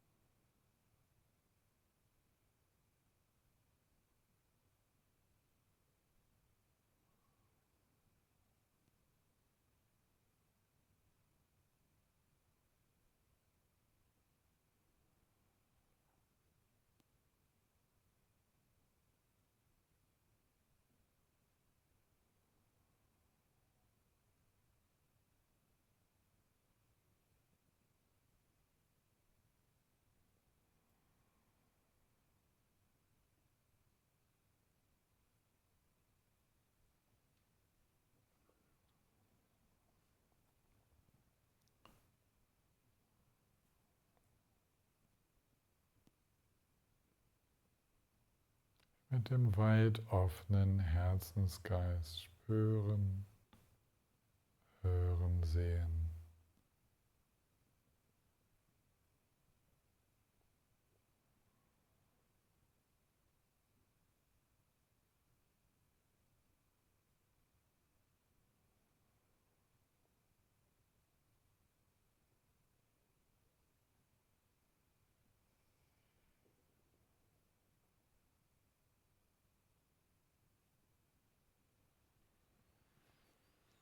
Und vielen, vielen Dank. Ihr könnt jederzeit weiter üben. Gibt's nichts zu üben, verzeiht den Ausdruck. Einfach nur sein mit offenen Sinnen. Morgen früh müsst ihr euch etwas zu riechen und zu schmecken mitbringen. Okay? Vielleicht sogar mehrere Dinge. Also bringt da morgen früh was mit. Wir setzen die Serie fort. Und vielleicht habt ihr jetzt schon eine erste Antwort. So, wisst ihr noch, da war eine Frage, die ich gestellt habe. Wie ist es wohl mit unserer Sicherheit? Wie sicher fühlen wir uns, wenn wir nicht so in der Ich-Identifikation sind? Gibt es da mehr Angst? Gibt es da weniger? So, wie ist denn das eigentlich so? Sich zu identifizieren soll ja was Stabilisierendes haben in unserem, das ist ja eigentlich so die Aufgabe. Ja? Und wir haben ja Angst davor, die Kontrolle loszulassen. Und das, wenn wir so machen, ist ja unser Bedürfnis nach Kontrolle. Jetzt erinnert euch mal zurück, wir haben jetzt schon 3 Übungen gemacht in den ersten 3 Sinnesfeldern. Wir sind immer noch beim ersten Skandha, Rupa, Formen, Formwahrnehmung. Wir haben die ersten 3 Ayatanas, die ersten 3 Sinnesfelder gemacht. Ne? Spüren, hören und sehen. Und wir werden die anderen auch noch machen. Riechen, schmecken und dann das ganze Denken, geistige Wahrnehmung. Es kommt alles noch. Das alles gehört in diesen ersten Bereich und ich weiß nicht, ob es euch so geht. Jetzt seid ihr dann dran mitreden. Ich weiß nicht, ob es euch so geht, aber fühlt sich eigentlich ganz gut an, oder? Hat jetzt nicht so wahnsinnig viel Unsicherheit ausgelöst. Kommt vielleicht darauf an, wie wir da hineinfinden, ne? Ob wir wirklich entspannt sind. So. Ja, wahrscheinlich ist das der springende Punkt. Wir untersuchen das noch weiter. Aber so als erste so kleine, wie sagt man, so eine kleine Notiz im Bewusstsein. Ich hatte nicht den Eindruck, dass ihr irgendwie jetzt gerade in einer Panikattacke gelandet seid. Ne? War nicht so. Ging ganz gut, fühlte sich ganz okay an. Kann sein, dass die eine oder andere Person so ein bisschen am Rande von etwas Unangenehmen so gekommen ist. Kann schon sein. Bin ich jetzt mal gespannt von euch zu hören, was für Fragen heute Nachmittag aufgetaucht sind, welche Beobachtungen ihr habt. Das ist jetzt nochmal eure Viertelstunde.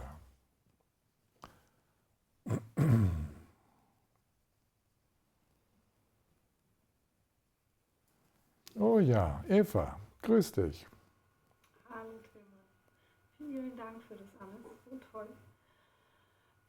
Ja, ich war sehr erstaunt, als es um das Fühlen ging, also das Spüren.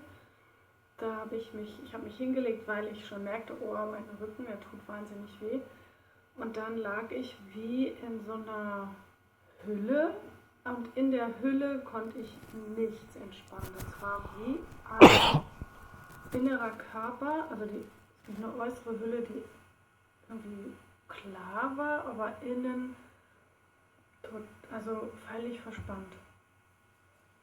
Und ich bin, also eigentlich entspanne ich mich ja gerne. Ja. Aber ich bin jetzt völlig platt. Ja. Völlig erstaunt. Ich bin auch erstmal erstaunt. Wie ging es deinem Körper? Also insgesamt, war der vorher schon angespannt? War der vorher schon in Schmerzen oder so? Also es gab einen Schmerz an der Mitte im Rücken. Darum habe ich mich ja da noch hingelegt. Was ich ganz stark wahrgenommen habe, ist, wie du das auch so beschreibst, in jeder Zelle vibriert es. Und dann, als du dann davon gesprochen hast, dass manche dann ja im Schmerz sind und auch damit meditieren, da liefen mir dann Tränen. Aber richtig gelöst hat sich das Innere auch nicht. Das war ja auch sehr viel später, ne? Das mit den Schmerzen erwähnt. Da hast du ja schon eine lange Zeit in dieser Anspannung verbracht. War das insgesamt für dich, sich so hinzulegen und so in den Körper zu gehen, ein bisschen ein riskantes Unterfangen? Oder? Nee. Okay. Also es gab so ein, aber dann war ich wieder in diesem, also wie so einem liebevollen Beobachter, der dieses verkrampfte Zeugs da wahrnimmt. Okay. Also irgendwie, das hat nicht funktioniert. Das war nicht so möglich, da entspannt zu sein. Und du warst offenbar dann auch ein bisschen so, ja, also die Identifikation war deutlich spürbar, oder? Und erst nachher, als der Schmerz angesprochen wurde, da konnte sich was lösen, obwohl auch nicht vollständig, aber da fühltest du dich irgendwie gesehen oder gehört oder, ja, so. Und auch jetzt gerade, jetzt merke ich auch, ja, so. Wir sind also am Rande einer schmerzhaften Erfahrung angekommen, ja, so. Erstaunlich, weil ich weiß ja, wie viel du mit Entspannung schon gearbeitet hast und so, ja. Aber wir sind also an etwas, wo es gerade schwer fällt, irgendwie da Entspannung mitzufinden. Und wo es gut tut, dass wenigstens jemand merkt, dass irgendwie Schmerz im Hintergrund ist. Ja? So. Und das ist jetzt die Resonanz, weißt du, da tut Resonanz gut. Ja? Da sagen wir wohl, da ist ziemlich, wahrscheinlich ein ziemlich alter Schmerz, der da gerade aktiviert wird. Ja? Etwas von irgendwann, früher. Ja? So. Ja, aber früher gibt es ja nicht. Nö, also, gibt's nicht. Ist jetzt. Ist jetzt. Ne? Ist jetzt so. Und braucht liebevolle Zuwendung. Die war vielleicht nicht liebevoll genug, um dich da drin zu unterstützen, so in das gelöste Sein hineinzufinden. Du hast also leider die Seite erlebt, wo du gemerkt hast, wie stark Identifikation, ein Ich-Gefühl zu einer Anspannung führt. Du konntest die andere Seite, jetzt so wie die große Mutter in ihrer Lichthülle, die war gerade nicht zugänglich. Mhm. Müssen wir wohl so nehmen, aber danke, dass du es geteilt hast. Wie war es denn mit dem Hören und Sehen? Da gab es dann ich habe mich dann ja auch wieder hingesetzt und dann gab es dann wieder diesen Schmerz im Rücken, aber das war dann so normal, Okay. wie man halt hört und sieht. Okay. Gehen wir weiter oder möchtest du noch was ansprechen? Nee. Okay. Einfach stehen lassen. Ne? Dann schaltest du dich wieder stumm und wir nehmen die Gitti. Ja. Ja, hallo. Also ich komme mit was ganz anderem. Also ich habe schon Erfahrung damit gemacht, wenn ich jetzt kommuniziere, dann sage ich, ich denke, ich atme, ich ärgere mich, ich freue mich und ich erinnere mich oder so. Und ich habe in der Meditation schon immer mal wieder die Erfahrung gemacht, dass es ja gar nicht stimmt, weil Atem geschieht sowieso, das weiß man ja, aber dass es eben mit den anderen Sachen auch so ist. Also die Gedanken ploppen einfach auf, die kommen wie aus dem Nichts einen angesprungen. Und so geht es eigentlich mit all diesen Dingen. Und ich habe also mit großem Staunen immer wieder gemerkt, das ist wie ein Wunder, dass es alles, also es braucht da gar kein Ich und es ist ja auch gar kein Ich und trotzdem funktioniert das alles. Das hat mich mal wieder irgendwie umgehauen. Ja. Und dann kommt aber die Frage auf, also das funktioniert alles und da ist ja dann auch eine bestimmte Ordnung so drin. Also wir sind ja da gar kein chaotisches System oder so, selbst wenn man jetzt manchmal Chaos im Kopf hat, aber das ist ja, wir verstehen unsere Erfahrung, wir können die irgendwie einordnen, zuordnen, miteinander verknüpfen und dann folgt dann Handeln draus und dann kann man das wieder verändern. Also da ist ja irgendwie auch Sinn drin und Sinnhaftigkeit und was weiß ich, also so. Und dann frage ich mich, wenn es schon kein Ich gibt, gibt es denn aber irgendwie so ein anderes Ordnungsprinzip in uns oder irgendein Ordnungssystem, was das sozusagen irgendwie so reguliert? Also irgendwas muss ja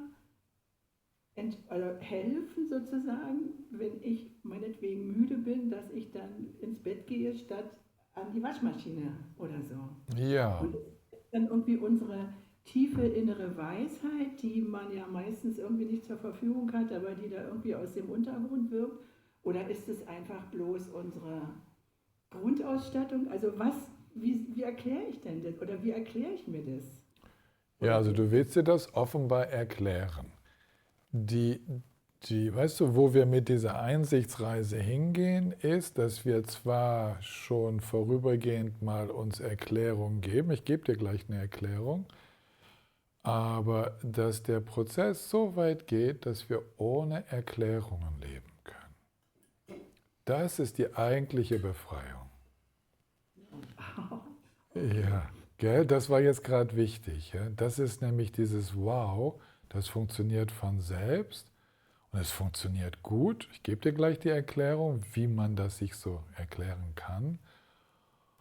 Und dann sogar so weit zu gehen, so im vollen Vertrauen auf die spontan wirkenden Kräfte in uns, und da kommen wir jetzt zu dem Erklärungsmodell, dass es Weisheitskräfte, mitfühlende Kräfte gibt, ja, also diese Kräfte, die aus der Resonanz mit allem geboren werden, dass es eine natürliche Fähigkeit gibt zu verstehen und also natürliche Fähigkeiten in uns gibt zuhauf und dass diese Fähigkeiten missverstanden werden als ein Ich bin, als ein individuelles Ich bin. Denn diese Fähigkeiten, die da beobachtet werden, die zeigen sich bei allen gleichermaßen. Nicht alle sind gleich voll entwickelt, das hat nochmal Unterschiede, aber tatsächlich ist jeder Mensch, der loslässt, voller Liebe. Also eine Offenheit, nicht die Liebe, die romantische Liebe, sondern dieses Wohlwollen. Alle, die sich entspannen, sind von sich aus, ganz von selbst, sind in einer natürlichen Fähigkeit mitzuschwingen. Alle, die sich öffnen, bei denen erhöht sich die Fähigkeit zu verstehen. Das beobachten wir so. Das ist aus der Beobachtung geboren, dass wir sagen, in uns gibt es unglaublich tolle und dann auch ordnende Kräfte, weil sie von der Weisheit und dem Mitgefühl und der Liebe ausgerichtet werden, die dafür sorgen, dass das alles läuft. Ja? Und was wir in unserem so mangelnden Gewahrsein tun, ist, dass wir diesen Kräften, dass wir die so erstmal für meine halten und so als ein separates Ich definieren. Aber eigentlich ist das gesunde Ich die Summe all dieser wunderbaren Kräfte, die da wirken. Oh, danke schön. Das war jetzt richtig gut. Okay, schön. Schön. Das ist nicht auf meinem Mist gewachsen. Das ist tatsächlich, wie es so halt mal erklärt wird, bis man dann mal ohne Erklärung auskommt.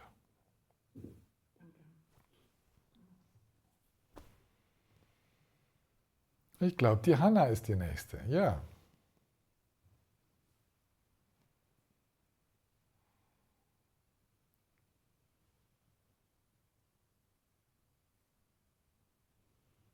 So, oder? Ja, Super. gut. Also, ich hatte jetzt auch einen spannenden Nachmittag. Jetzt gerade zum Ende, vor allen Dingen mit diesen. Es geht darum, dass die Herausforderung sehr groß war. Es war ein sehr lauter Geräuschpegel, als es ums Hören ging. Und zwar ein werbender Rüde mit sehr lauten Tönen. Und ich habe dann wirklich mal ganz offen da reingehört und empfand da plötzlich diese Offenheit und nicht, vorher war immer so ein bisschen Ablehnung drin, weil es fast den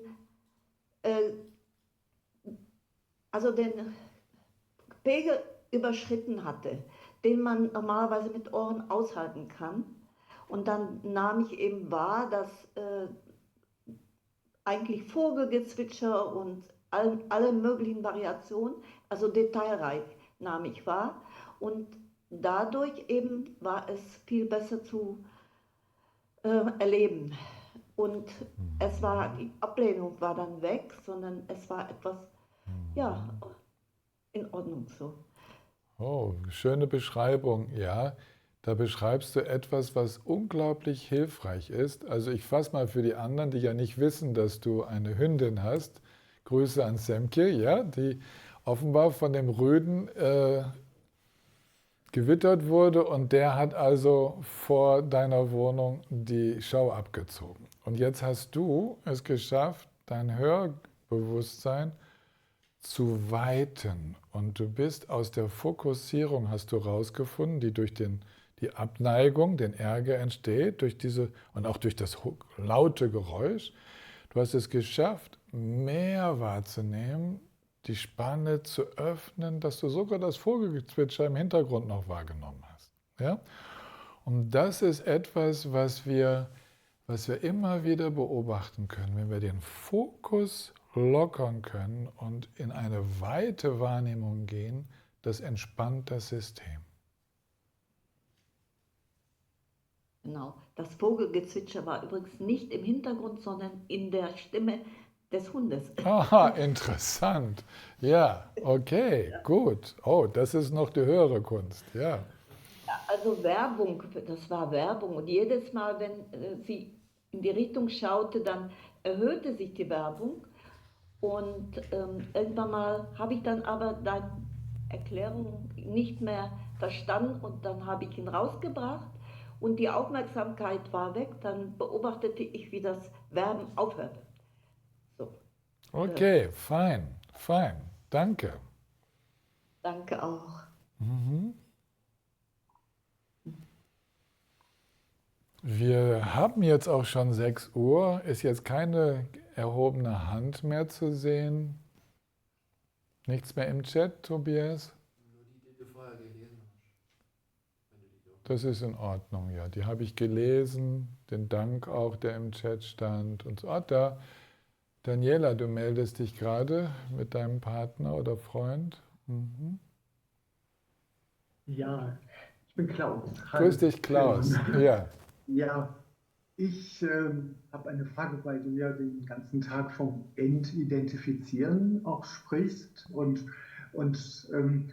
ich mit der tiefen Ökologie verbunden bin, wo es den Begriff des ökologischen Selbst gibt. Und also wo es praktisch darum geht, die eigene Identifikation auch zu überwinden, aber im Grunde durch eine Ausweitung. Ja, durch eine Ausweitung, ja. Sondern mich eigentlich mit allem Leben, eigentlich mit allen Wesen auch zu verbinden und eigentlich mit der ganzen Evolution auch bis zur Erde und darüber hinaus eigentlich, also diese Identifikation, so dass es auch eine lösende, also es ist eine Hingabebewegung. Eindeutig, das ist auch eine Möglichkeit.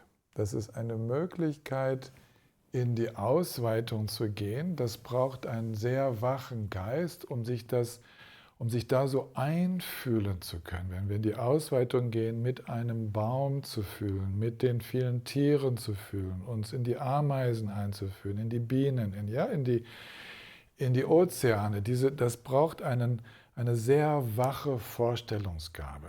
Ja? Das ist ein Weg, der auch im Tantra gegangen wird, sich so auf alles einzulassen und dadurch in das Auflösen dieser kleinen Identifikation zu kommen. Kannst du also weitergehen? Ja, Also genau. sowieso, Das für mich sowieso. auch nicht als ein Widerspruch. Nein, kein Widerspruch. Ja, kein Widerspruch. Die Meisterin, die das am stärksten ausgedrückt hat, dieses Prinzip, also von wo ich es kenne, das ist die Machikma, die Begründerin des Chö, die auch so eine Tiefenökologin war. Ja? Wie die Joanna Macy. Bestimmt ist Joanna Macy eine Fortsetzung von ihr. Ja? Also so die Machikma, die hat zum Beispiel so Sachen gesagt, du hast das Gefühl, voller Anhaftung und Begierde in deinem Leben zu sein. Lieb einfach mehr. Lieb alle. Lieb noch mehr. Lieb sie alle wie diejenige, die du am meisten liebst. Geh in die Liebe, in die volle Liebe für alles. Ja?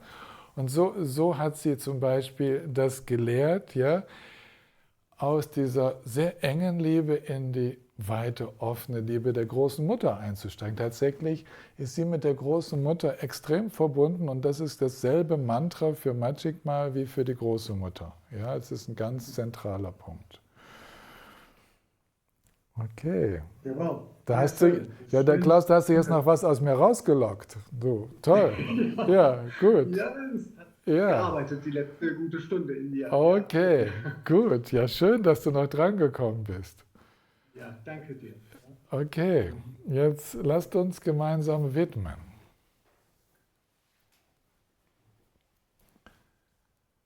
Sunam de ye tam je sing pa ne tam ne penjanam panjene Kenga na chimbalam jompaye simpen solen jawasho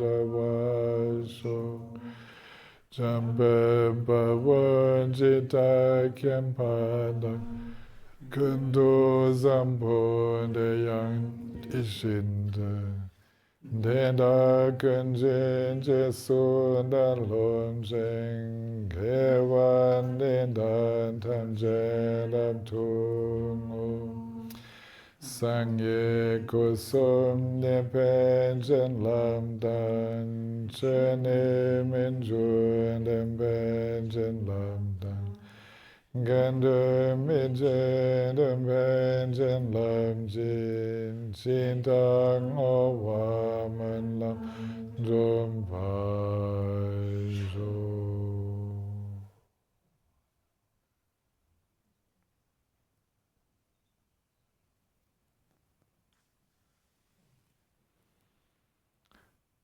Ja, zum Wohle aller, nicht wahr? Auch da, kein Anhaften. Alles, was wir erlebt haben, naja, schon ist es vorbei, allen gewidmet. Jetzt können wir wieder ganz unbeschwert weitergehen. Ich wünsche euch einen schönen Abend, vielleicht im Nachwirken dieser Praxis möglichst, ohne uns so krassen Ablenkungen und Stimulationen hinzugeben. Könnte ja hilfreich sein. Macht's gut.